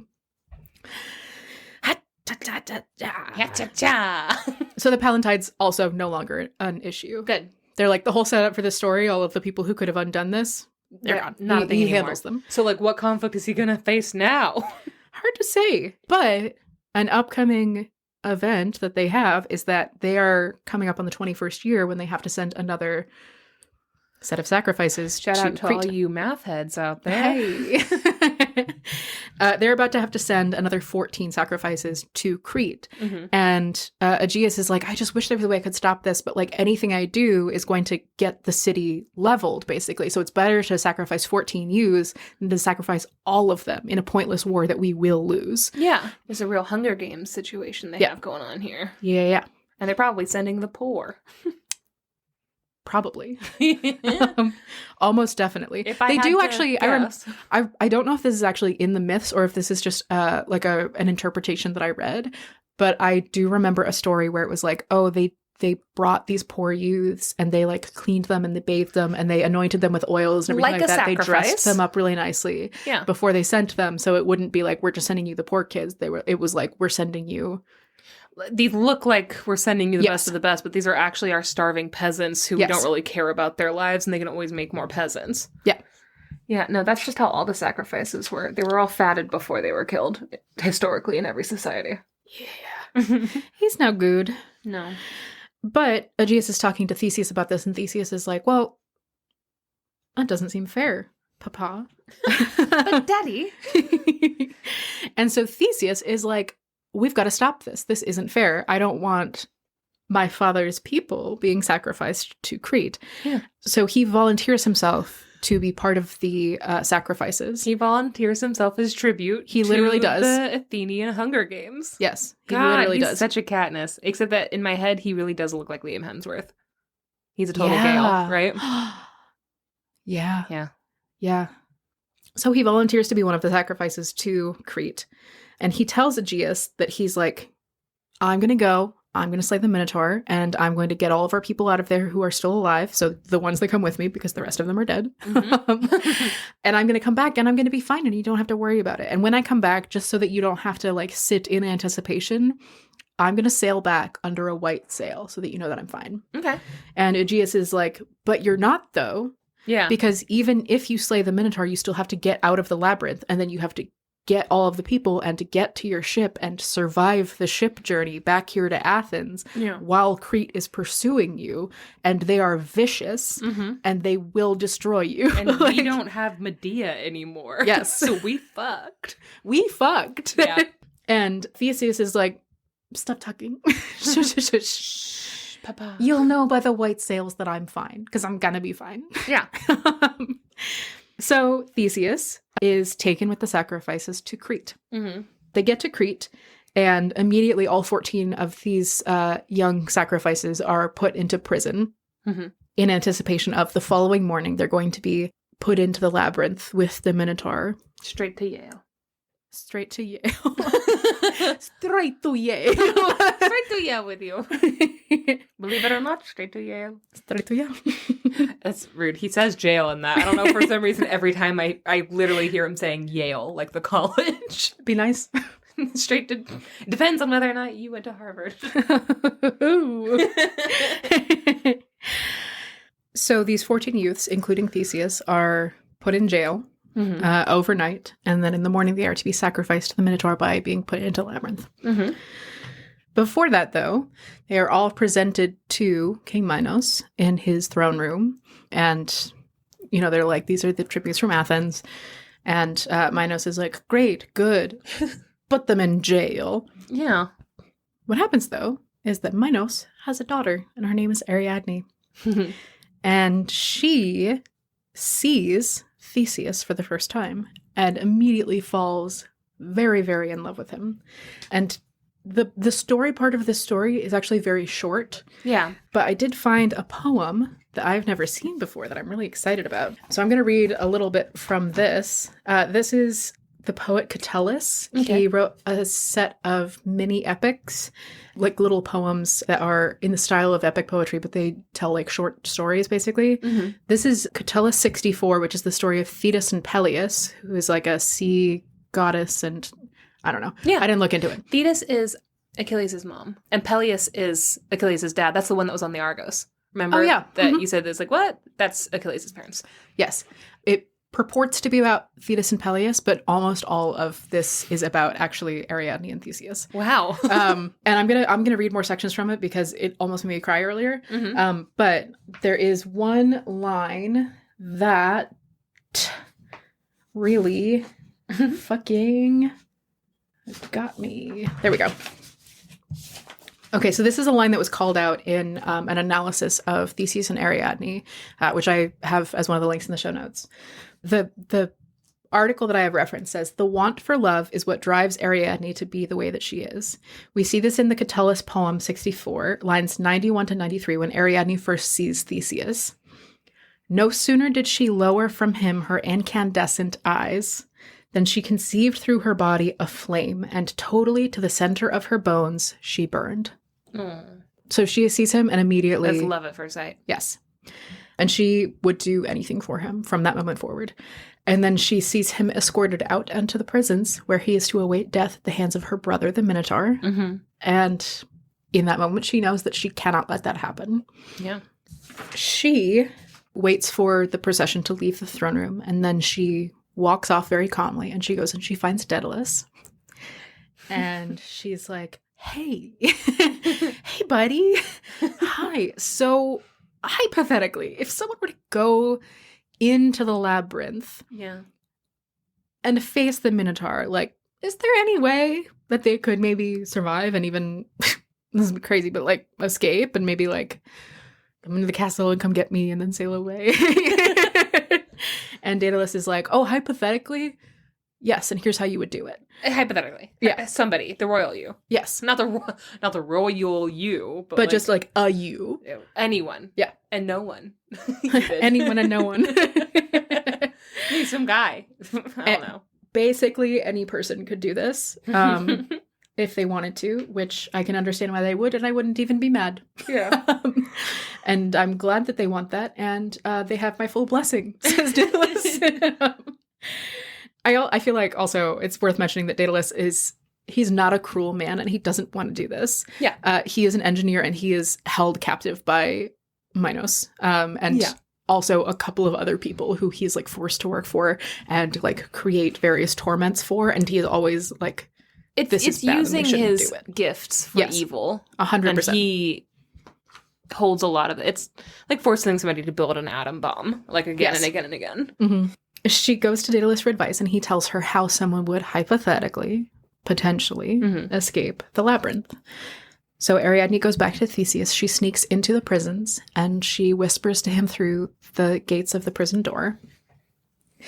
And she gives him a ball of yarn, red thread that she's brought from her like ladies' cabinet. She tells him to use the yarn to trace his path from the entrance to the Minotaur. So in this case, it's not a labyrinth as described by Diffin. It's the Minotaur is at the center of the labyrinth, and then there's an entrance. So she's like, take this thread, use it to trace your path to the entrance so that you can get back from there. She also tells him advice directly from Daedalus, who designed the labyrinth. She says that he has to go forwards, always down, and never left or right. Okay. So she's like, if you come to something and it's like left, right, middle, always middle. If there are several middles, the one that goes down. You know, like it's like, okay, that's interesting. Yeah, it's a very specific set of instructions. That's smart of Daedalus to have that locked in. Yeah. Yeah. It's also terrifying because it means that the Minotaur is at the center and also the farthest point from the entrance, because you have to keep going straight, and also the lowest point. So you are just going down in a diagonal into the earth. In the darkness. In the darkness towards this beast. Ugh. And he's like, oh my God, like, why are you doing this for me? And she's like, I don't want you to be killed. Yeah. My brother is a monster. He never was a man. He has only ever been a monster, even as much as he has appeared to some to be a man. Yeah. I have known him for my entire life, and there is nothing to save. She's like, listen, I know all those horny ladies out there are drawing all this, like, crazy fan art where he's got a hot bod and a bull head. He's just a monster. Stop writing so many sexy, epic poems about how you hope that he Minotaur up this pussy. Yeah. Did that work? Minotaur up this pussy? I can't even say it. No, it didn't work. Hold on. Minotaur up this ass. I guess Minnie is throwing me off. Minotaur up this ass. Minotaurid romance. I mean, that would be a good name. Minotaurpid penis. Hi, Fig. When did you get here? I'm gonna keep thinking about it. Go ahead. Yeah. We can do better. Go away. Go away. Get out of here. Stop. It's not the only bullhead he has. The what? It's not the only bullhead he has. Penis. Does a penis have a bull head? Bull? A bull head? We can't do this again. A bull? No, a bull is what sourdough comes in. It's a ball. No. So he's like, thank you so much. Why would you do this? And she's like, my brother is a monster and this isn't right. And my father is taking out his grief on your people. You didn't do anything wrong. And I understand that. Yeah. I don't want you to die. But also, if I help you and I stay here, I'll be killed. Yes. So if and when you escape, you have to take me with you. Mm-hmm. And he's like, absolutely. Of course, I'll take you with me. Like, thank you so much for your help. Yeah. Oh, this is a really fun fact. So the ball of thread that she gives him, the ball of like thread or yarn or whatever it is called a clue. CLEW. Okay. Like a clue of thread. Yeah. Which is where we get the modern word clue, like a clue to a mystery. It's fun. It evolved into the modern word clue, now meaning a guide or piece of information that helps solve a problem or mystery. Hey, that's fun. Yeah, that is a fun fact. That's fun. Is it a Mandela effect for me that I did not know it was a red thread? I thought it was a golden thread. I don't know. I need to hear back from people. Did you know it was a red thread? Because I was convinced, and now as you're saying them, I'm like, oh my god, I think that's a Mandela effect. It could be. I looked at a bunch of different sources that were telling the story, and only one of them mentioned that it was a red thread, and I liked that. And so the other one's just not mention the color at all. I don't think so. See, I thought that was like such a specific, but maybe that's because I'm mixing up Minos and Midas, which I have been guilty of in the past. Oh. Felon. To jail. You're getting eaten by the Minotaur tomorrow. Straight to Yale. Straight to Yale. You're gonna Minotaur up that ass. Oof. And not in a fun way. No, in the eating way. Yeah. He's gonna eat your ass. But don't have fun with this. You stop it. Put down your keyboards, everybody. Women are bad. We shouldn't be allowed to vote. Oof. Actually. Oof. So there are a couple of different versions of how this goes down with Ariadne and Theseus and the defeat of the Minotaur. Spoilers. Okay. There's one story in which at this time, Ariadne, like, she gives him the thread and she gives him also a bronze sword. Yeah. And she tells him how to get out of the labyrinth. And she sneaks him out of the prison in the middle of the night. And at midnight, she lets him into the labyrinth through like a secret door. And he goes in and he is able to pursue the path to the heart of it, to the Minotaur, who is sleeping. Because it's his big day tomorrow. Yes. Yeah. And the Minotaur is like stirring from sleep at the sound of someone approaching. And Theseus kills the Minotaur basically in its sleep. That's one story. Before he even has to compete. Yes. Okay. And also nobody else is in the labyrinth at this time. Okay. The other story is that in the morning, Theseus is put into the labyrinth with the other tributes. I think this isn't the term that they use, but it's tributes. It's from the Hunger Games. It's tributes. It's listen. May the odds be ever in your favor. Yeah. No, I haven't read Sunrise on the Reaping yet. No spoilies. No spoilies. I have to stay away from the book club channel of the Discord because people cannot stop talking about it. Oh my God. But I also don't blame them. Go ahead. In the other version, Theseus is the only tribute to make it to the center because he has this advice that is passed to him by Ariadne from Daedalus to get to the center of the labyrinth. And so he gets to the center of the labyrinth and there's a mighty battle and he slays the Minotaur. That's a more heroic version. That's the more heroic version. That is the version that is put forward by the people who benefit from Theseus's glory. That's true. I mean, it's also narratively more interesting. The other one, though, makes more sense and is safer. In a way, if you're like not caring about being a hero yourself and you are caring about the other people that are going to go in there, then the more that's actual heroism. That's the more heroic version. Yes, is to go in before so that nobody actually is ever in danger of being killed. Yes, that's the more heroic version, but it's the less noble and less showy. Yeah. So a couple of different ways that this goes, but regardless, the story where Theseus goes in alone. Ariadne waits at this little like side entrance, which is sometimes described as like a crevice almost that you have to like squeeze through in order to get into the labyrinth. She waits there all night and she hears a horrible bellow from the middle of the labyrinth at one point. And she's like, okay, so either the Minotaur is dead and Theseus is fine, or the Minotaur is dead and Theseus is dead, or the Minotaur is fine and gored Theseus to death. And was mad about it. Yeah. Woke up, saw Theseus, gored him to death, and was like, bah! You know, one of those things happened. But eventually she feels a tug on the thread that she's, in this scenario, holding at the other end. And Theseus comes out and is fine, which I think is really beautiful and cool and upsetting.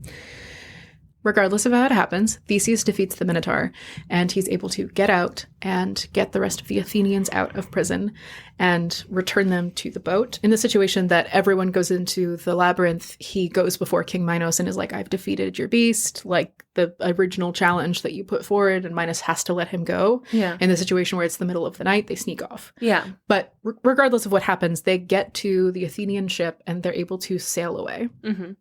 And of course, he brings Ariadne. And also Ariadne brings her baby sister, Phaedra, who in some stories like helps her with the thread and everything like that. Yeah.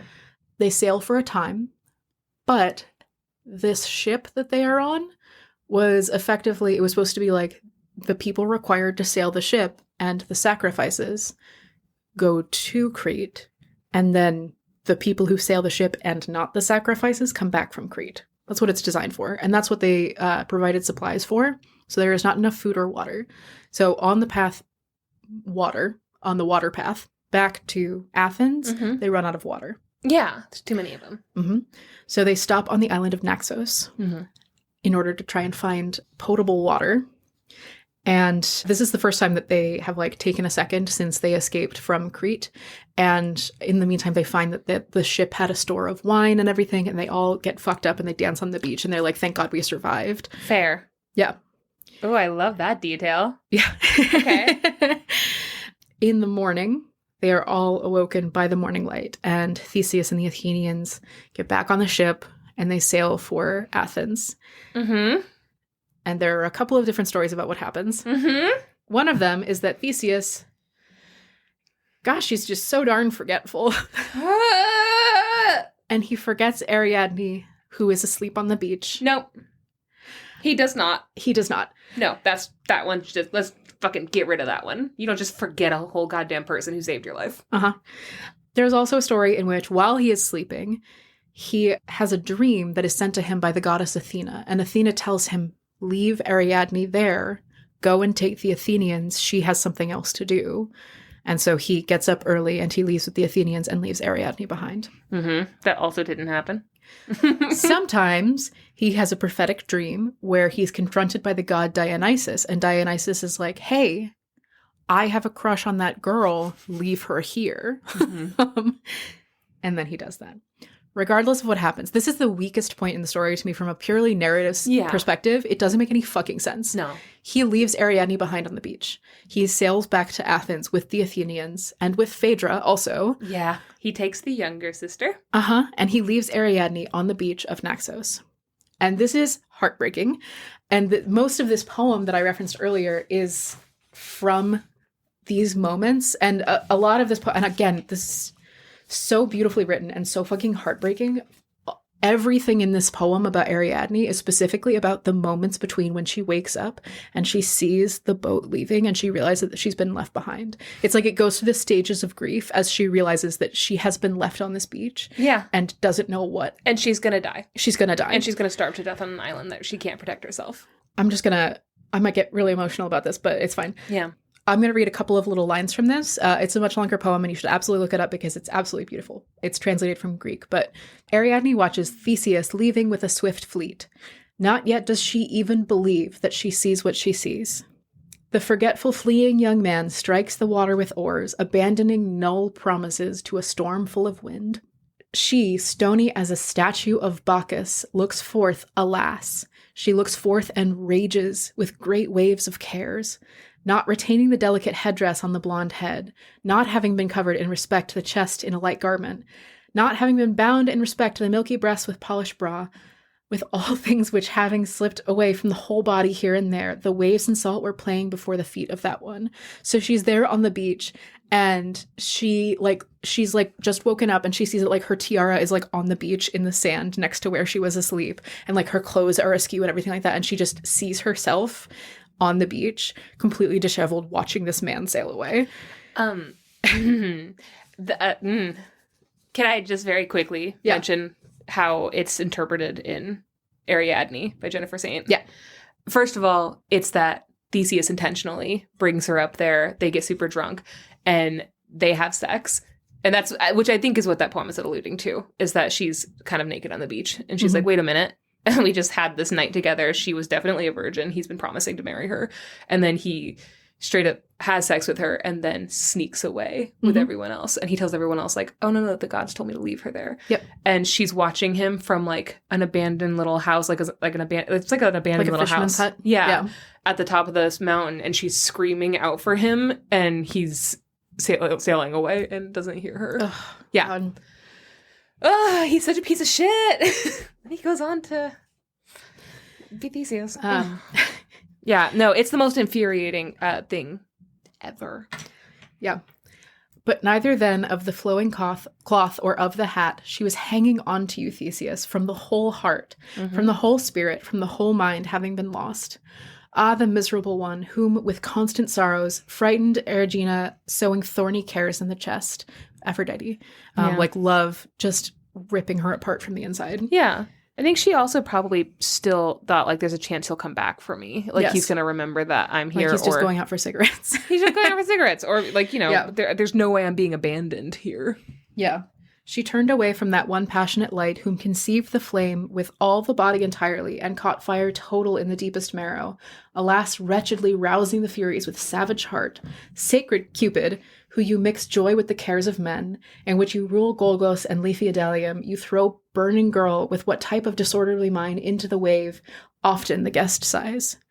So she's like, what? This is like her moment of mourning the concept of love. Yeah. Where she's like, who would do this to a person? Like, what God would allow someone to feel the way that I feel right now? Yeah. Often they say that one raging with burning heart, for they say that she poured from the deepest chest clear-sounding voice. Then they say that the sad one climbs the steep mountains, from where she might stretch forth her vision into the vast swells. Then she runs forward into the opposing waves of trembling salt, raising the coverings of calf having been made bare. So she like pulls up her dress and runs into the ocean, trying to get towards this ship. And they say that this very wretched one said these things with final lamentations, producing cold sobs with a wet mouth. Treacherous one, thus have you left me, having carried away from fatherly altars. Treacherous one, you felt me on the deserted shore, Theseus. Mm-hmm. Thus departing one, with the divine will of the gods having been neglected, forgetful did you carry the accursed false oaths of home. Was not anything able to bend the plan of the cruel mind. So she's like, did you mean to do this from the beginning, or are you just an idiot?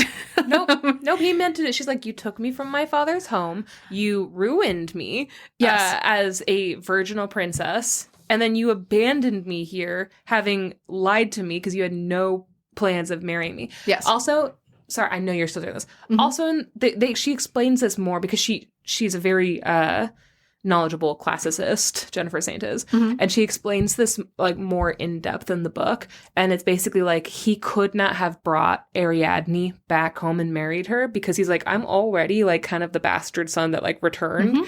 Like if I brought like a girl who, and people don't know princess? A Cretan, not just a Cretan princess, but specifically this Cretan princess who is the one that betrayed her father, then that's going to like make me look bad, but I kind of need her to help me. So like he did lie to her from the beginning. He had no intention of marrying her, but she is a teenager and she's madly in love with him, and he used that to get what he wanted a couple times over. Was there any mercy for you available so that a cruel heart might want to pity for us? So she's like, do you even feel anything? No, he doesn't. And this is kind of the thesis of this poem. Now already let no woman trust a man swearing. Let none hope that the speeches of man are faithful.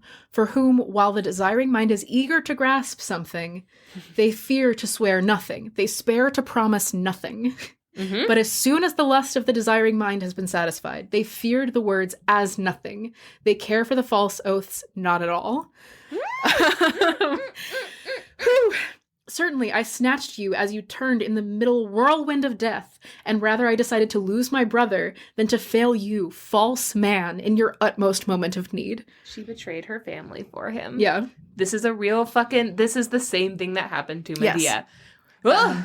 For which I will be given to be torn to pieces as prey to wild beasts and birds, and I, dead, will not be buried with dirt having been thrown over.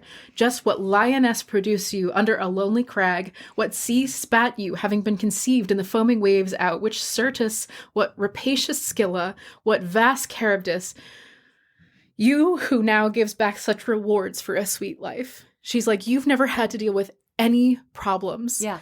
The only reason why you could possibly be so cruel is because you came from cruelty. Yeah.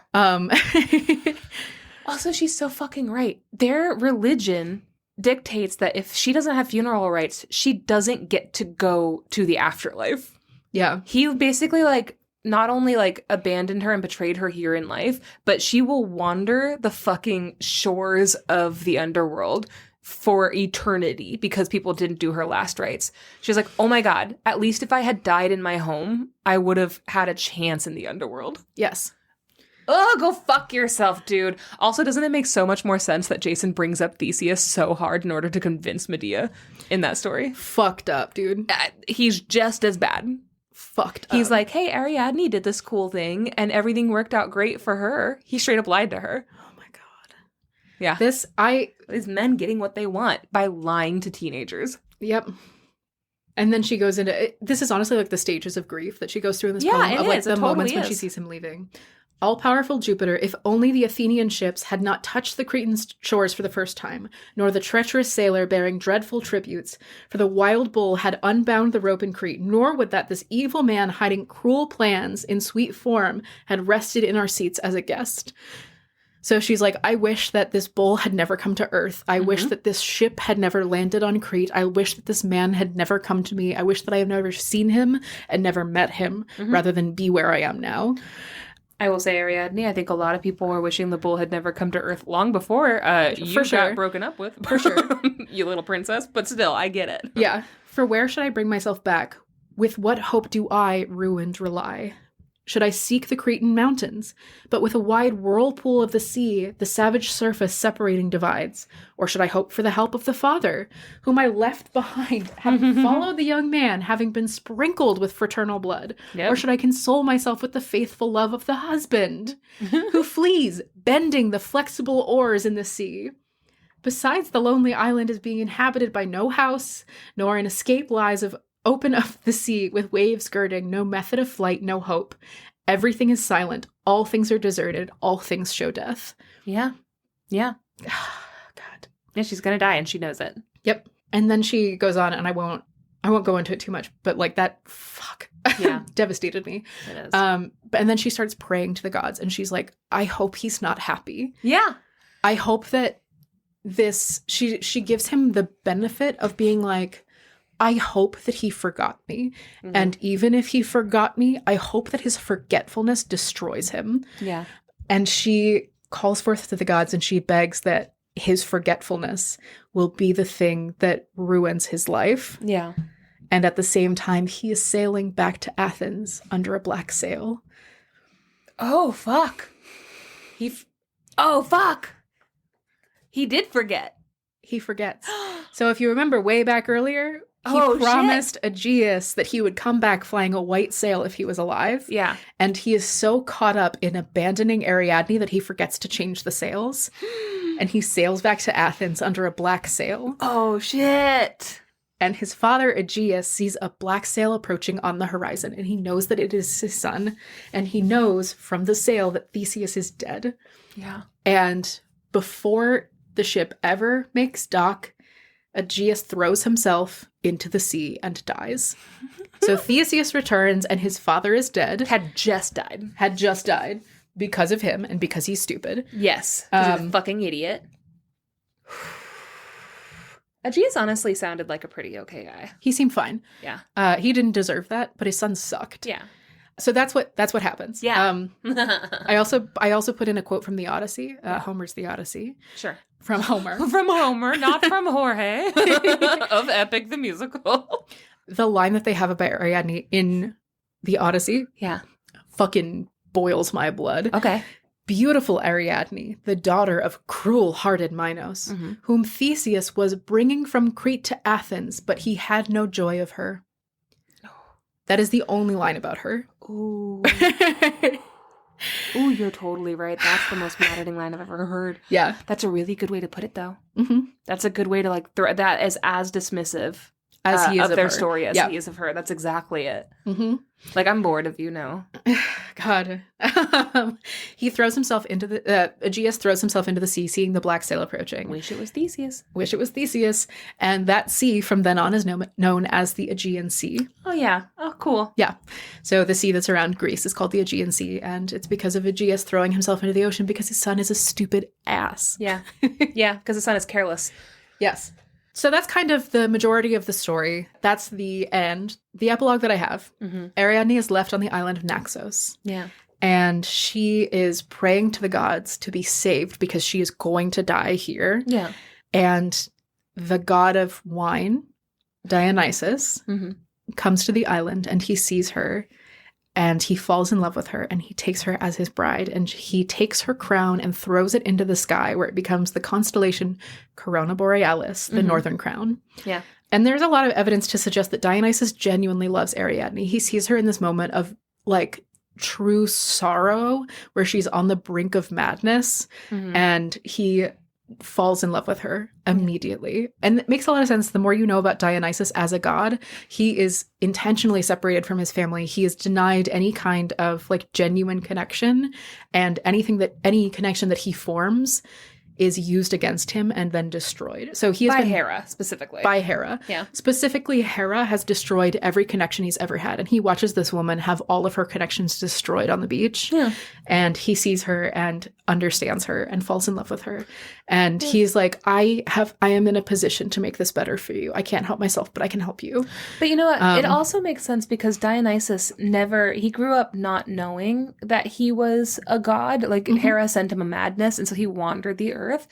But he was raised by nymphs. He loves women, very specifically. Dionysus is like, he should have been the god of women because he loves women. He specifically loves mortals in a way that none of the other gods have that connection because he was raised on Earth.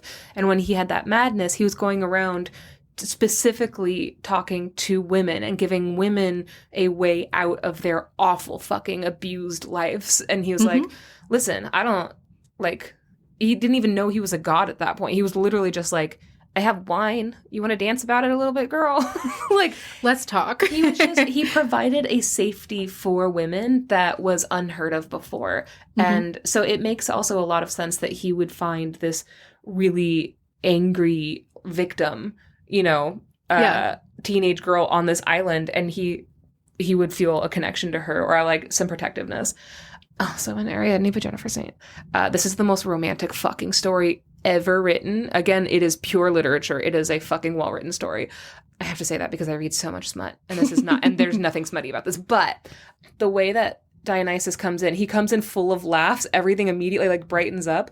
She is so fucking angry, like, which it felt very believable to me. Yes. And she has every right to he be. literally gets to, he walks around with her and just very patiently lets her like ride out this anger. And it's never like, stop being so angry. Like, what's wrong with you? Or have you tried being like better? Or like, he doesn't hit on her. There's such a patience to it where they spend days and days and then weeks and weeks and weeks just like with him telling her funny stories and her being like, well, I hate the gods and I hate men in general and I hate everyone. And he's like, I hate all those things too, girl. Would it make you feel better if I told you a story about how Ares fully slipped on a banana peel like a cartoon? You're going to love this. Okay. But that's actually basically what he does. Yes. She's like, I hate the gods and I'm not afraid to say that. And he's like, I hate the gods too. This funny thing happened to me. You're going to like this. And like, it's the most romantic and also the most giving story, I think, just ever. Like between the two of them. I just love them. Yeah. Read that book, guys. It's my favorite book that I read in 2024. I'm going to. Ariadne is saved by Dionysus. He takes her as his bride. There are a couple of different stories about this. One of them is that Ariadne is a goddess, kind of, or like a demi-goddess who is married to Dionysus, and that's her main story. Yeah. And that kind of got tangled in with this, and that there was also a princess named Ariadne who was betrayed by Theseus, and that they're separate people. Oh, no, I don't like that. I don't like it either. Yeah. In that story, Ariadne, or no, I guess in a story, the story of Perseus, fucking Perseus. Yeah, Perseus is the worstiest. He's the worstiest. Yeah. You were so right when you said that, and every day I believe it more and more. Yeah, Perseus sucks, guys. There's no good. The only good demigod is Heracles, and he's not even that great, to be honest. But we love him. Yeah. He's a tragic hero. Perseus gets in a fight with Dionysus, and as a result, he takes the head of Medusa and kills Ariadne, and that's how she dies. That's bullshit to me, and I don't believe in it, and I don't like it. There's another version of the story where Ariadne, again, in this scenario, just a girl, not the consort of Dionysus, she, content warning, suicide, hangs herself on Naxos with the red thread. Oh, that broke my heart a little. Actually, a lot. Yeah. Because that one also feels believable. But Dionysus sees this happening, and he goes down to Hades and takes her from Hades and brings her back and like revives her as his bride, which is also good. And I like that they end up together, but that feels less romantic. That feels less like she's making a choice and more like he's like, I want her and I'm going to have her. She made a choice and then he stole her death from her. Yes. Yeah. The only person I've ever heard of him taking from the underworld is his mom, and that was It's the same story. Yeah, but that makes it less romantic when you realize that was the one where he invented the dildo. He invented the dildo, then went and saved Ariadne and his mom. Yeah. And then he went and boned that guy's grave. Go listen to... I love Dionysus. Go listen to episode 69. Honestly, a Polly King. Good for him! Specifically, the Ariadne who hangs herself is known as the Hanged Nymph. She is, and again, this is in like later stories, she is associated very heavily with Arachne. Oh, yeah. And the themes of like weaving and like... the way that it was described in the article that I read was it's like the idea of Ariadne's thread and Arachne's weaving and everything like that. And the idea that both of them are willing to pull on a string until the thing unravels. Yeah. And they're both calling out yes, people who are in positions of power, kind of. Yes. I mean, allegorically pulling on a string until the thing unravels. Yeah, I love it. Even if it destroys them, they are like, there's a loose thread and I'm going to pull on it. Arachne fucking rocks. Yeah, she's cool as hell. So there's a couple of different stories. I prefer to believe that Ariadne is saved by Dionysus and that they are deeply in love. Yes, me too. That's the one that I like the best. Yeah, me too. Theseus, meanwhile. Oh, God. Who cares? I hate that guy. Go ahead. Just in case you're like, wow, you guys are being really unfair to Theseus. It doesn't sound like he's done anything wrong. Okay, first of all, why are you listening to our podcast, you man? You straight white man?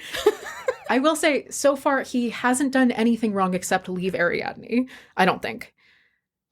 Yeah, but in him leaving Ariadne, yes, it's also him taking her virginity and then leaving her, which is implied in that. I'm not going to hear that. I never said that. It basically said that. Yes. She's basically said that twice in that poem.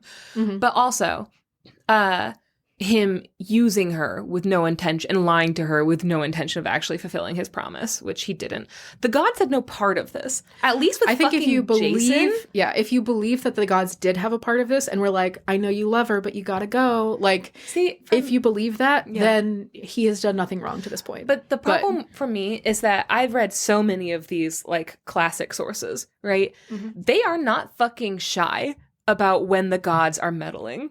They aren't in any of these things. There's no writer that's going to be like, I'm going to leave it up to you. They tell you when the gods have a part in it. Mm-hmm. You read Homer, you can't fucking throw a rock without hitting a god that's fucking meddling. That's also, though, like the original source for a lot of these materials is that lost epic. So it's hard to say. A lot of people like have their own political motivations for retelling it in a certain way. So we don't know what the original story is or if there ever was an original story. I just don't believe that they would have left out that Eros came and shot Ariadne. That's the difference for me between Ariadne seeing Theseus for the first time and falling in love and being like, I'm going to help him. And Medea being shot in the heart by Eros and then going crazy and ruining everything for Jason, you know? I think there's a world in which you can interpret it as Ariadne was, and I don't like this, to be clear, Ariadne was always destined to be with Dionysus, and Theseus kind of made a weird choice and got in the way, and Dionysus was like, okay, well, I don't want you to die because I love you. Okay, I will say also, though, Naxos is very specifically Dionysus' island. Mm-hmm. That's why it is, if you are somebody who's like, that's fate, then yeah, he dropped her off in Dionysus' home. Are you going to talk about him telling everyone that Artemis? Mm-mm. That's the other big theory is Theseus tells everybody that Artemis killed I forgot about this Ariadne in the mountains, that like Ariadne like stumbled upon her in her myths, whatever, and then Artemis killed her, and that's what everybody believed. I read about this earlier today. Yeah. The story which also is bullshit. Artemis is not nice by any means. And it's not that she won't kill a woman, but she's not going to fucking kill Ariadne. That makes no fucking sense. The story that I read, and I didn't write this down in my notes, and I could be misremembering it because I wrote this all down in moderate panic. But from what I remember, please don't cite this, is specifically Theseus went to Artemis and was like, hey, did you know that Ariadne disrespected your sacred grove? And Artemis is like, what do you mean? And he's like, well, she just disrespected it by doing stuff that wouldn't be appropriate for a grove of the virgin goddess. And she's like, what do you mean? She was being a big old slut in your grove. And she was like, how would you know about this? And he's like, because I was also there, so. But don't shoot the messenger. Yeah. Literally. Yeah, so he's like, we boned in a sacred grove, and you should murder her about it. Yeah. No, he's a piece of shit, but that was a big thing, was that that's what he told everybody else, was that Artemis actually murdered her, and it's not my fault. Mm-hmm. But actually, he just fucking abandoned her. Yep. And he's the hero, and people worshipped him, basically. Which is crazy. I fucking hate Theseus. He's the worst. Yeah. Not the worst. Perseus, maybe worse. I don't think Perseus is worse. Really? Oh, no, I don't think You don't Perseus think he's is the worse. worstiest? No, I don't. I do think that he is the worstiest. I don't think he's worse than Theseus. Really? Mm-hmm. Yeah, no, my hatred for Theseus it surpasses all of these fuckers. Do you think that Theseus is worse than Jason? Yes, I do. I think Theseus is worse than Jason. I think that with Jason, I think that he was just an idiot, to be honest. I don't think he ever did anything that was like super malicious. Theseus was malicious. Theseus did this on purpose, and Theseus ruined a life on purpose and used her in several ways to get what he wants. I think that's unforgivable. I do think that is the influence of the Jennifer Saint book. No, I don't think so. Which definitely has a huge thing to do with it. But Theseus did know. Theseus slept with Ariadne and then abandoned her. That is canonical. That's in the myth. That's unforgivable. And he was never going to marry her. Politically, it wouldn't have made sense for her to marry him. And that's never mentioned in any of the sources that I but that's the interpretation that I've always thought, because there's just no way. It's a fair interpretation, but it is an interpretation. That's all true. I mean. That's true. You know what I mean? But I do think that it's malicious that he slept with her and then abandoned her. I don't buy the forgetting her on the island. Yeah. And I also think that he went on and he lied about it. Mm-hmm. Perseus is shitty, but he doesn't have any attachment. He's shitty because he's the one that kills Medusa. And he also doesn't... He doesn't have an attachment to Medusa. He believes Medusa is a monster. He doesn't have any of like that's just a woman. Like, that's the Ovid interpretation. But Perseus does slay Medusa. And in the kind of more like the older source that makes more sense, Medusa is just a Gorgon. And many people are trying to kill her. And it's like a monster slayer. He also is trying really hard to save his mom. And so he makes shitty things. He's a piece of shit the whole time. Yes. But I don't fault him for being like, my way out is to kill a monster and be a hero. I'm going to do that. Like, I don't think that I don't like him. I don't think he's as evil as Theseus. I think Theseus is evil. I think, Perseus is like, I wouldn't kill Medusa unless I had a reason to. So he's not presenting himself as a hero who like does things out of the goodness of his heart. Theseus is like, well, of course I wouldn't have left her unless one of the gods came to me and told me that I absolutely had to. He knows that he made a bad decision, and he has to lie about it. I will also say, out of all of them, and we never get the ages of the men, it's implied that all the women are very, very young. Yes. Because they're unmarried and they're princesses. And princesses at that time were getting married at 13 years old. So it is very easy to imagine them as little kids, basically, like no older than 15. However, Perseus is the only one that you can conceivably imagine as a very young teenage boy. Oh, yeah. Just because of what's happening in his whole thing. He's very young. I've always thought of him as being like 14. Yeah, he's young. He's very little. He is also under a threat, like he's being kicked out of his exiled home, and there's a king who's like, I'm gonna marry your mom against her will unless you could do this, and he's like, oh fuck. So I think that Perseus, you can't really fault him. He's a piece of shit. He's a spoiled, rotten teenager. He makes decisions. He is not nice, and you just want to fucking slap him in the face, ground him. But yeah, his whole adventure makes sense to me. Yeah. Theseus is evil. Mm-hmm. And Theseus and Jason are old enough, they know better. Yeah. They just have no respect for women. Nope. They're bad. Yeah. But just in case I'm sorry, you didn't already think that Theseus was bad and you're like, you're not being fair, here's what happens to Theseus for the rest of his life. Okay. Theseus, this is like the freeze frame at the end of the movie where it's like, this person went on to Harvard Law. Yeah. They became a lawyer and they were a part of this major trial. They had a wife and 2 kids, whatever. Mm-hmm. Just picture that. Mm-hmm. Theseus went on to kidnap a bunch of women. Mm-hmm. And also start a bunch of wars. Yes, he did. He and his bestie, whose name I didn't write down because I don't care about him. Pirithous. Yep. Kidnapped Helen of Troy as a baby. She was Helen of Sparta at that point. Because she hadn't been married off yet because she was a baby. She was a literal baby, and they were like, she's going to be a beautiful adult. We should capture her and keep her somewhere until she's an adult so we can marry her. Yeah. This story, actually, can I really quickly? I love this story. This is one of my favorite stupid boy stories. They were sitting around, Theseus, son of Poseidon, Pirithous, son of Zeus. They're sitting around, I imagine, on their stomachs, chins in their hands, little legs kicking behind them. And they're like, we're demigods. We should marry somebody really cool. And they're like, yeah, somebody really cool, like a goddess or like a demigoddess. And they're like, yeah. And Pirithous is like, who do you want to marry? And he's like, Helen of Sparta, because she's the most beautiful woman in the world. You know, when she's a woman. And he's like, oh yeah, when she's a woman. You're not going to like marry her as a baby. No, that's a woman. It's like, yeah, okay. Who do you want to marry? And Pirithous is like, Persephone. And Theseus is like, she's married. She's married to Hades. And he's like, yeah, but he's ugly and stupid. I think we should just go down and tell him that. And then they do. They kidnap fucking Helen and they give him to Theseus' mom. And they're like, Mom, can you raise my wife until she's old enough to be my wife? And then they leave. They go down to the underworld. Pirithous looks Hades in the face and says, I'm here to take your wife. I could fuck her better than you because you're old and ugly. Are you cool with that? So I'm like talking to you man to man, so you know I respect you. And Hades is like, yep, sounds good. Best of luck, my friend. Thank you so much. A drink to your new wife. And that drink froze him, and then he sent the harpies on him, and then he just, like, the Furies, and just fucking watched them tear him to pieces while, like, Theseus was forced to watch. Theseus was also turned to stone and forced to watch, as Pirithous was ripped to shreds. And then Heracles came and tried to save them both, and was only allowed to save Theseus. Pirithous is still down there being ripped to shreds for Persephone's enjoyment, which is also something that makes me happy. Good. It is, like, there are myths where Persephone comes down and watches that happen for a little bit, and then goes back up to, like, fuck her man. Can I just show you my notes for this? Please. It's right under Northern Crown, right here. Goes on to kidnap a bunch of women and start shit. Helen of Troy as a baby. Persephone, Hades' wife! Oh no, you were going to tell that story. I cannot That's stop okay, talking, you did a better job. Max, I can't stop talking. This is my favorite subject.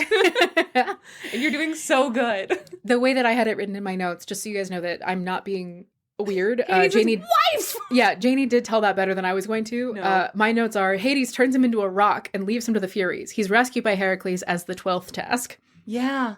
Yeah. But Pirithous is left behind. That wasn't Heracles' 12th task. Mm-hmm. This is what kills me.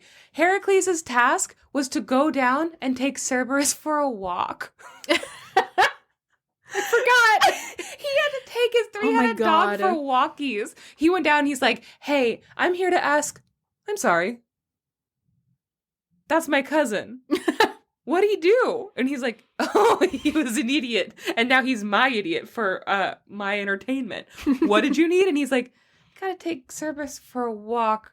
What did he do? And he's like, he came with him.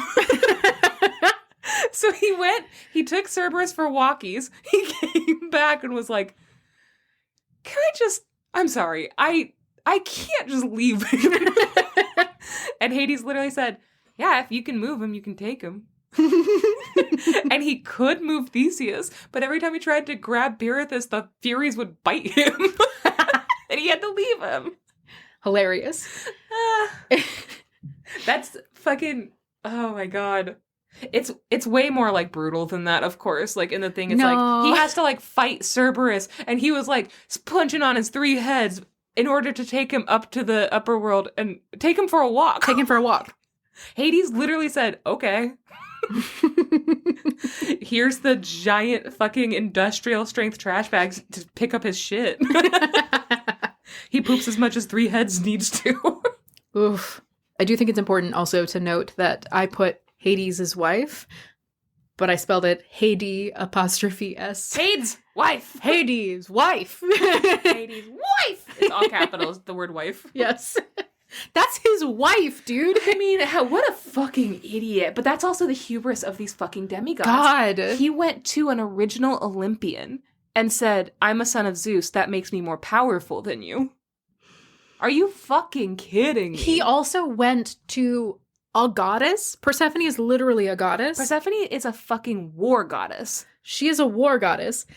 And he was like, but she can't take care of herself, so I'm here to advocate for her. And it's like, fuck the shit off. Well, he straight up treated her like she was property that could be traded. Yeah. Which I guess is fair. Hades kidnapped her.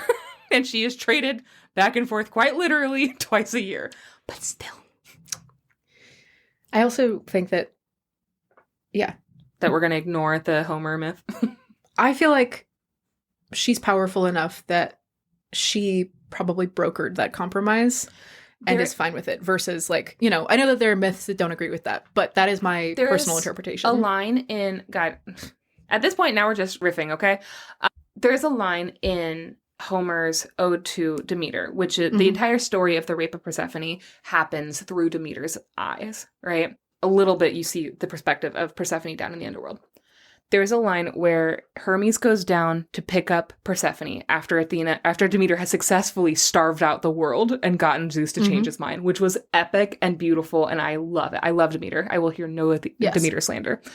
Demeter represents every single oppressed woman in ancient Greece that had no say-so in where their children were going, and she fucking won, and I won't hear anything about it, guys. There's a line where Persephone chooses to, like, she goes off with Hades a little bit before she leaves, and she says goodbye and everything's fine, and Hermes watches her take something and then get in the flying chariot to go home. Hermes has seen it. We've seen it as the audience.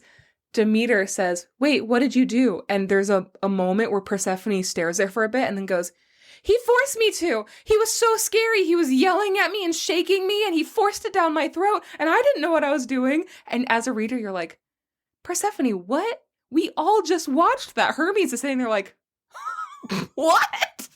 Because we literally saw that moment, and then you see Persephone lie to her mom about it.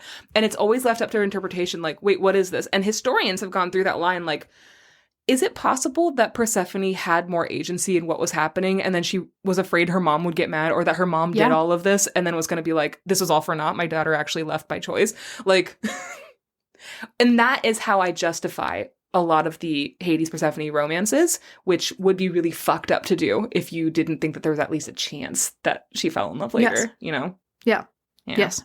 Yeah. That's my justification for still loving all the Hades Persephone romances, because I do. Because the alternative is fucking bleak, and I would rather believe happy things. Yeah. Like Ariadne marries Dionysus and lives a very beautiful, happy life for a very long time. I would also posit to you. Yeah. Maybe it was all Persephone's choice, and she came across one of these hellmouths and was like, let's see what hell's like, and then fell in love with. But I like an interpretation. I love a mythological interpretation. Unfortunately, the kidnapping is brutal and violent and misogynistic as hell. I will but that's also say, from Demeter's perspective of like, well, yeah, but we see it. Demeter doesn't. So again, like, it's an ode to Demeter, but like, it's not exactly like from her point of view, but we follow her for the most part, right? Like, that's who we're following for the most part. The ode to Demeter is also great. You can find it online. I'll link it in the show notes if you guys want to. It has nothing to do with your story, and I'm so sorry. It's okay. I will say, the thing that I didn't know before then is that Hades had been struck in the heart by one of Eros's arrows, which is why he went and kidnapped her. Like, he was under the influence when he went and got Persephone. Like, he wasn't going to do that beforehand. He wouldn't have done that beforehand. He was kind of like brooding alone in the underworld, like the saddest guy in the world before that. The underworld. Yeah. And then and then he gets hit by this arrow. He goes absolutely like beast mode crazy. And when he wakes up, he has like a scared teenager who's like covered in flowers. And he's like, I'm so sorry. Oh my God. But then he keeps her. I mean, yeah. Yeah. Well, she's a cutie, so. And she's a real cutie pie. And she likes him, as far as I'm concerned. Yeah. A lot of interpretation. You have to jump through hoops to get there. But I'm willing to. Yeah. We gotta have at least one story where it's nice. There's a couple more stories where it shows up and you're just like, they love each other so much. The reason why Orpheus and Eurydice, the reason why Eurydice gets let go is because he sings a song about how much he loves Eurydice, and he's like, how would you feel if you never got to like take Persephone? Like, how if she never got to come down here and you were forced to let her go and never get her back? Wouldn't that make you sad? And when it comes back, like when it goes around, Persephone is the one that's like, Hades, you have to let her go. Oh, she's like, please. Like, that fucking touched her. Good. Yeah. Good. Yeah. I can't stop talking about Greek mythology. It's my birthday. It's your birthday, and you're allowed. Thank you. So that was part of Heracles' 12th task. Yeah. Theseus on his journey home, he marries Hippolyta of the Amazons. Oh, yeah. Daughter of Ares. Yeah. Possibly against her will. Probably against her will. Most likely against her will. He steals her belt and then steals her hand, to put it politely. He had better marry her after that, because Ares will fucking kill him. He should. He has killed people for hurting his daughters in the past. Yeah. Ares is a champion of women. Yes. Then, I didn't find anything about this, but he does ditch Hippolyta. I don't know the story there. All right. But he ditches Hippolyta, and he marries Phaedra. I forgot. Ariadne's little sister. And I forgot. What a piece of shit. yeah, Ariadne's little sister. And then Ares goes to Aphrodite and is like, isn't this fucked up? And Aphrodite causes Phaedra to fall in love with Hippolytus, Theseus' son with Hippolyta. So her husband's son. Her stepson. Her stepson. Yeah. Theseus is grossed out by this and also ditches her. Which doesn't feel like a moral was learned. No, there was no moral learned there. I really wish that you had said she falls in love with Hippolyta. God, I wish. I know. God, I wish. I know. Yeah, and that's most of the story. Let me just check the end of this poem to make sure I didn't miss any. Oh, here we go. Here, just to bring it up at the end with a little bit more Ariadne fury. Okay. From the poem, I will not let thee go gladly with cheerful heart, nor suffer thee to bear the tokens of prosperous fortune, but first will bring forth many laments from my heart, soiling my gray hairs with earth and showered dust.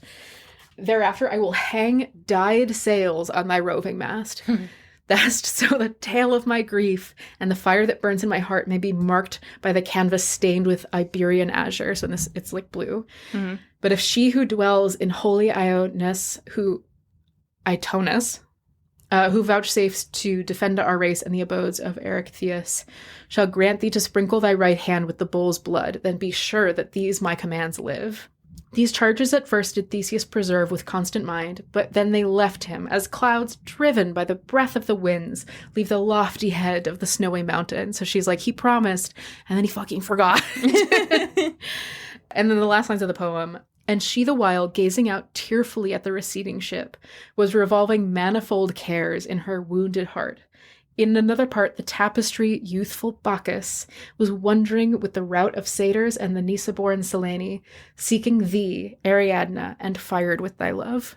So he's like, even though this is like the worst moment of your life, Bacchus is out there and he sees you and he's falling in love with you at this moment. So romantic.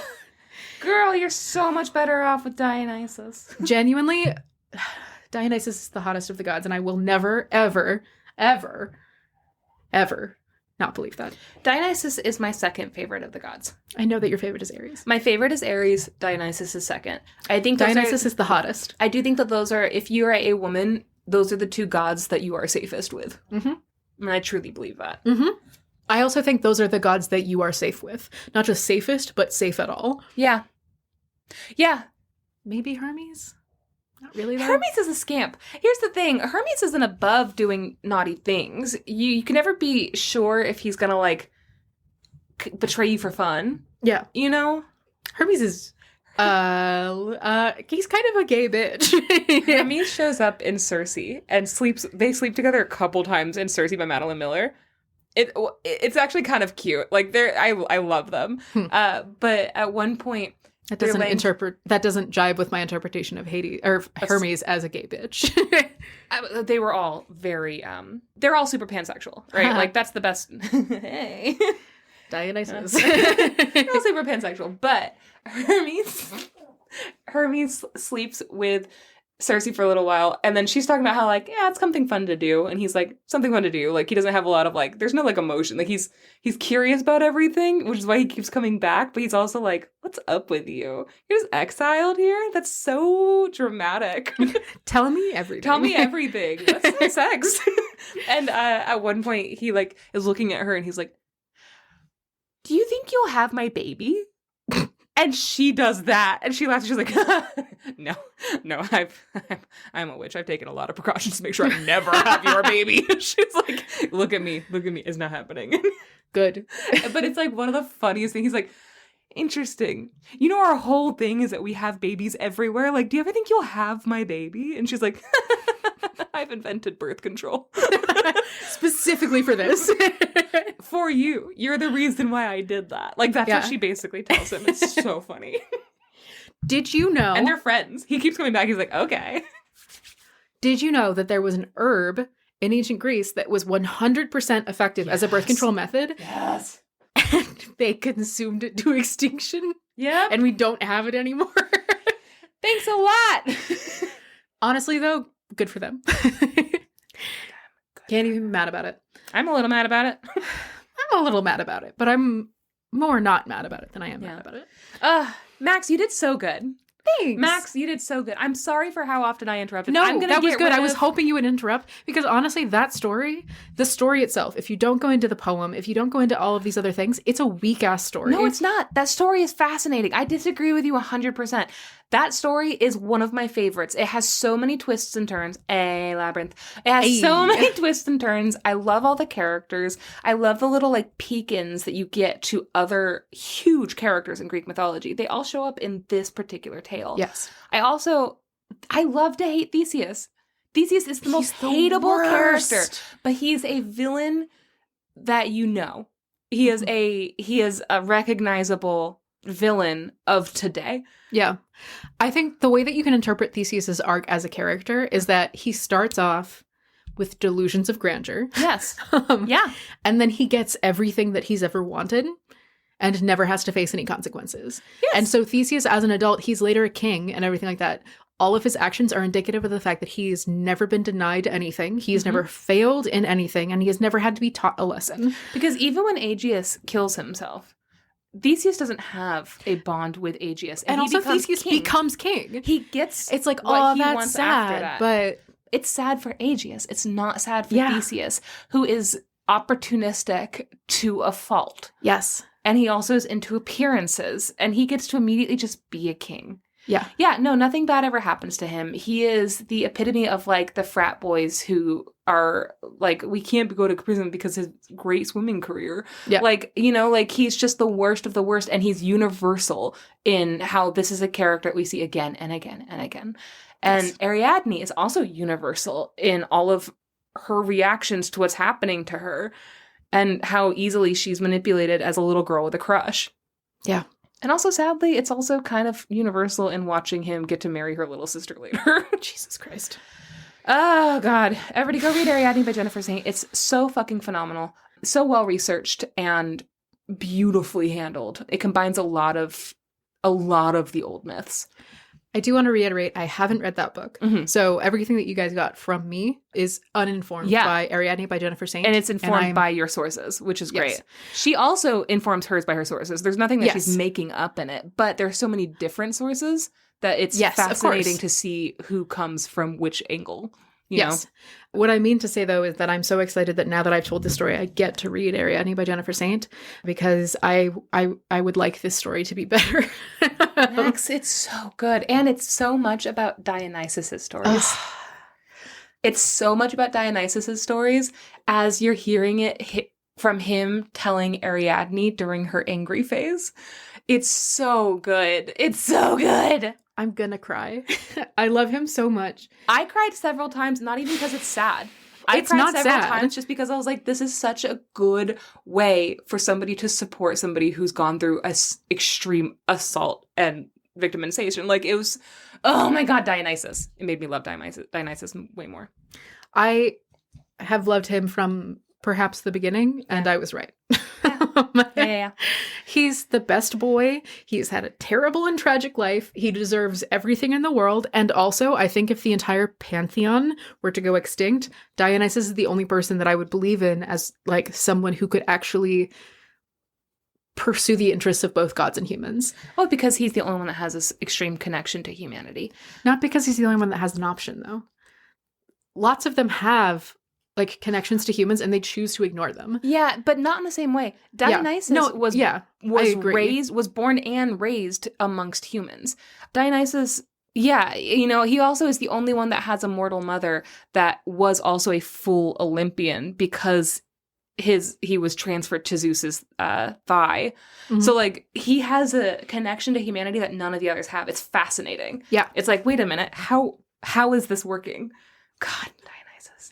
I took a Greek art class in college, and my professor, Christopher Gregg, who is incredible. Yeah. I think about him all the time. He has the most soothing voice. I used to, at the same time, love his class more than any other class. I never missed a day because I loved his class, but also sometimes I would fall asleep a little bit because he has a very soothing voice. Yeah. Not because it wasn't interesting and he wasn't telling it stories in an incredible way, but because he has a very, very, very, very, very soothing voice. Oh my God. Christopher Gregg, he put to us, he was like, Dionysus is a later addition to the pantheon. He is like the influence of a couple of other religions into the Greek mythology. Mm-hmm. And he also is one of the only figures in the Greek pantheon who is depicted as like, quote unquote, human. Like he cares about people. Yeah. He's not willing to throw people away for any reason. He's like that. He has actual human connections that he is not willing to sacrifice on a whim. Mm-hmm. And that is something that people were looking for more and more over time because it was like, we cannot keep worshiping a god who doesn't care about us. I will also say, well, that's 100% Dionysus. Bacchus is a lot more ruthless. Yes. In a way that it is an interesting turn, and you see when Dionysus starts to kind of turn into Bacchus as like history starts to move forward a little bit, and Bacchus is still interesting. It's just it goes from like 4 women to show them like dancing, wine, there's some sacrifice to like a lot of blood, a lot of sex, a lot more culty stuff. Yeah, and Bacchus becomes a little more ruthless. Bacchus, I think, is also only ever an adult. Yeah. You get to see Dionysus grow up.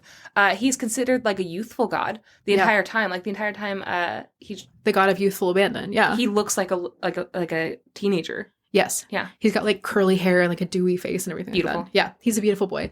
Also, though, Bacchus, I think, is more influenced by the like. He's scarier. He is scarier, but I think it's because he's influenced by like pagan influences. Yeah.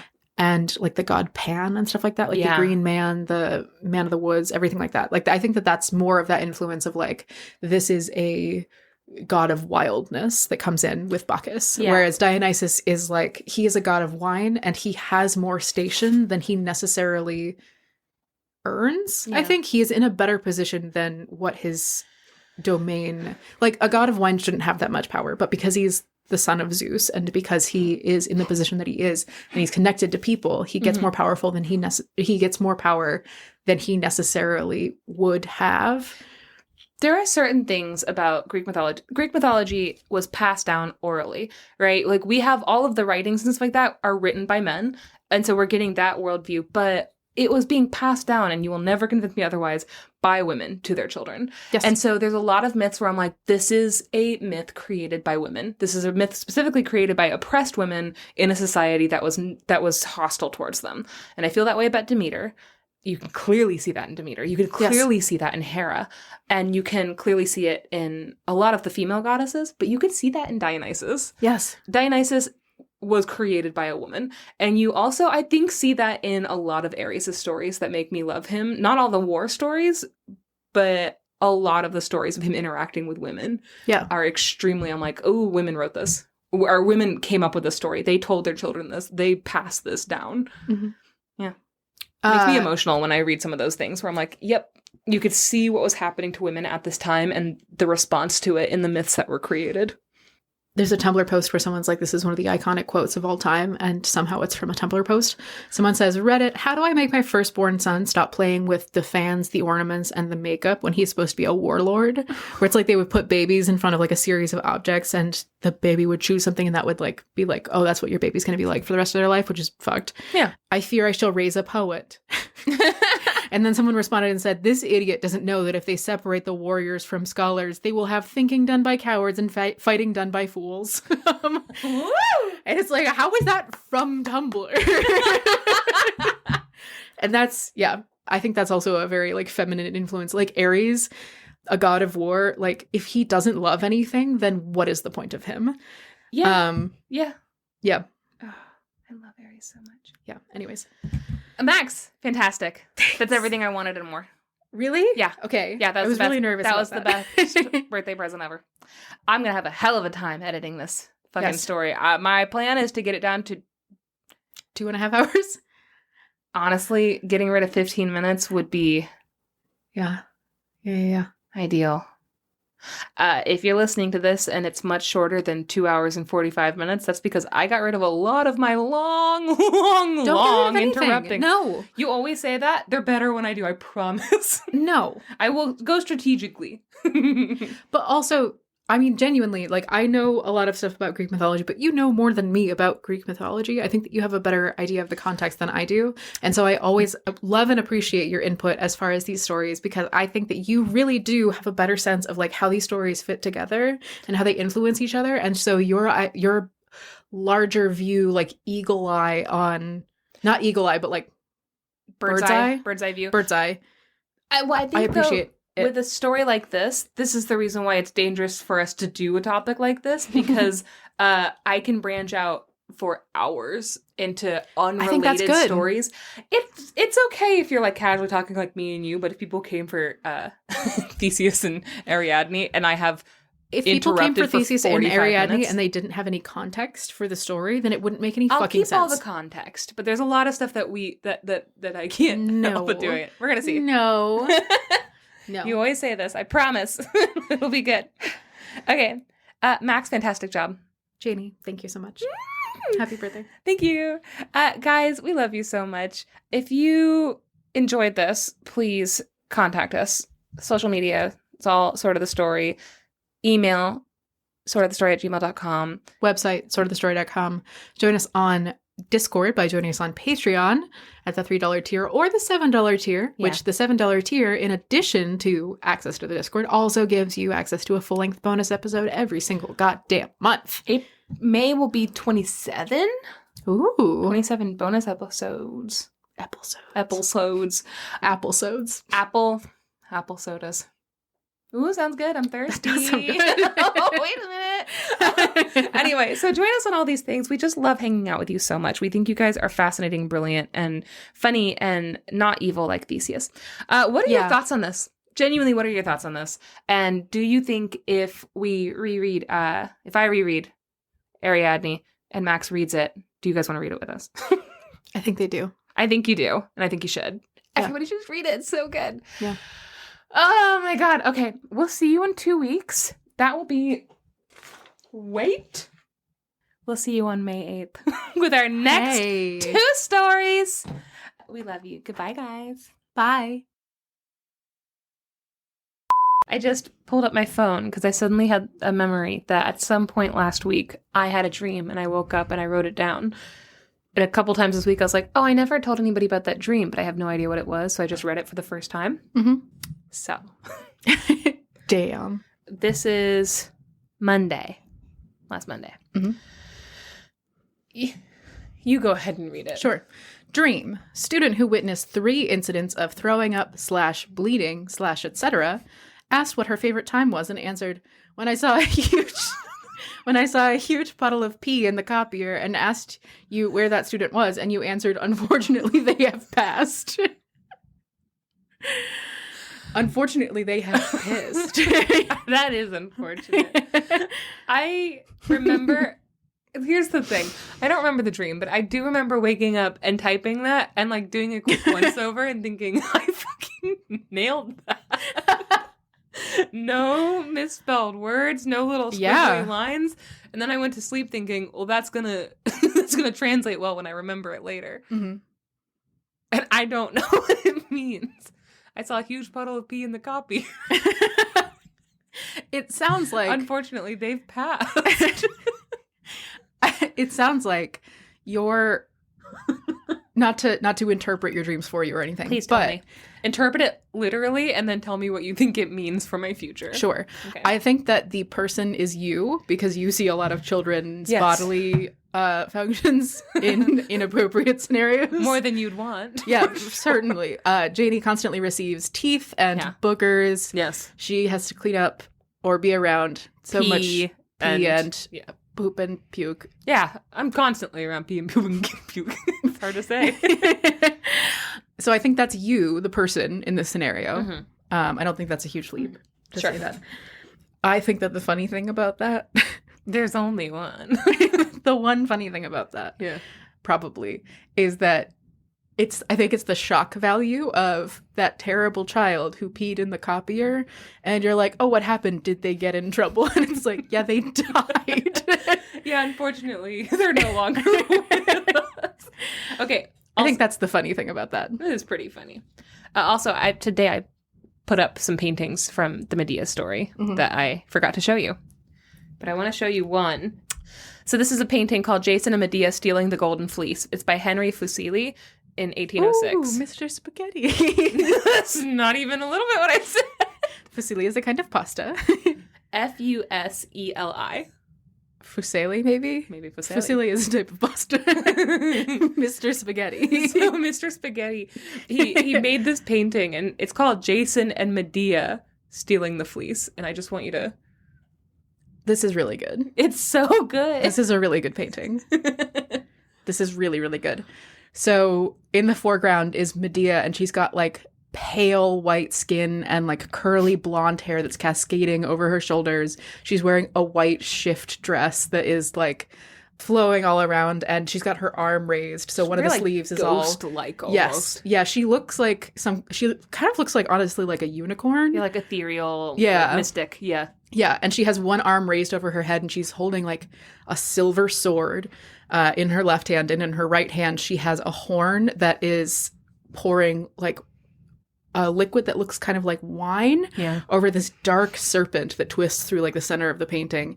And where the wine is touching, like this beast has like red smoke curling up from it.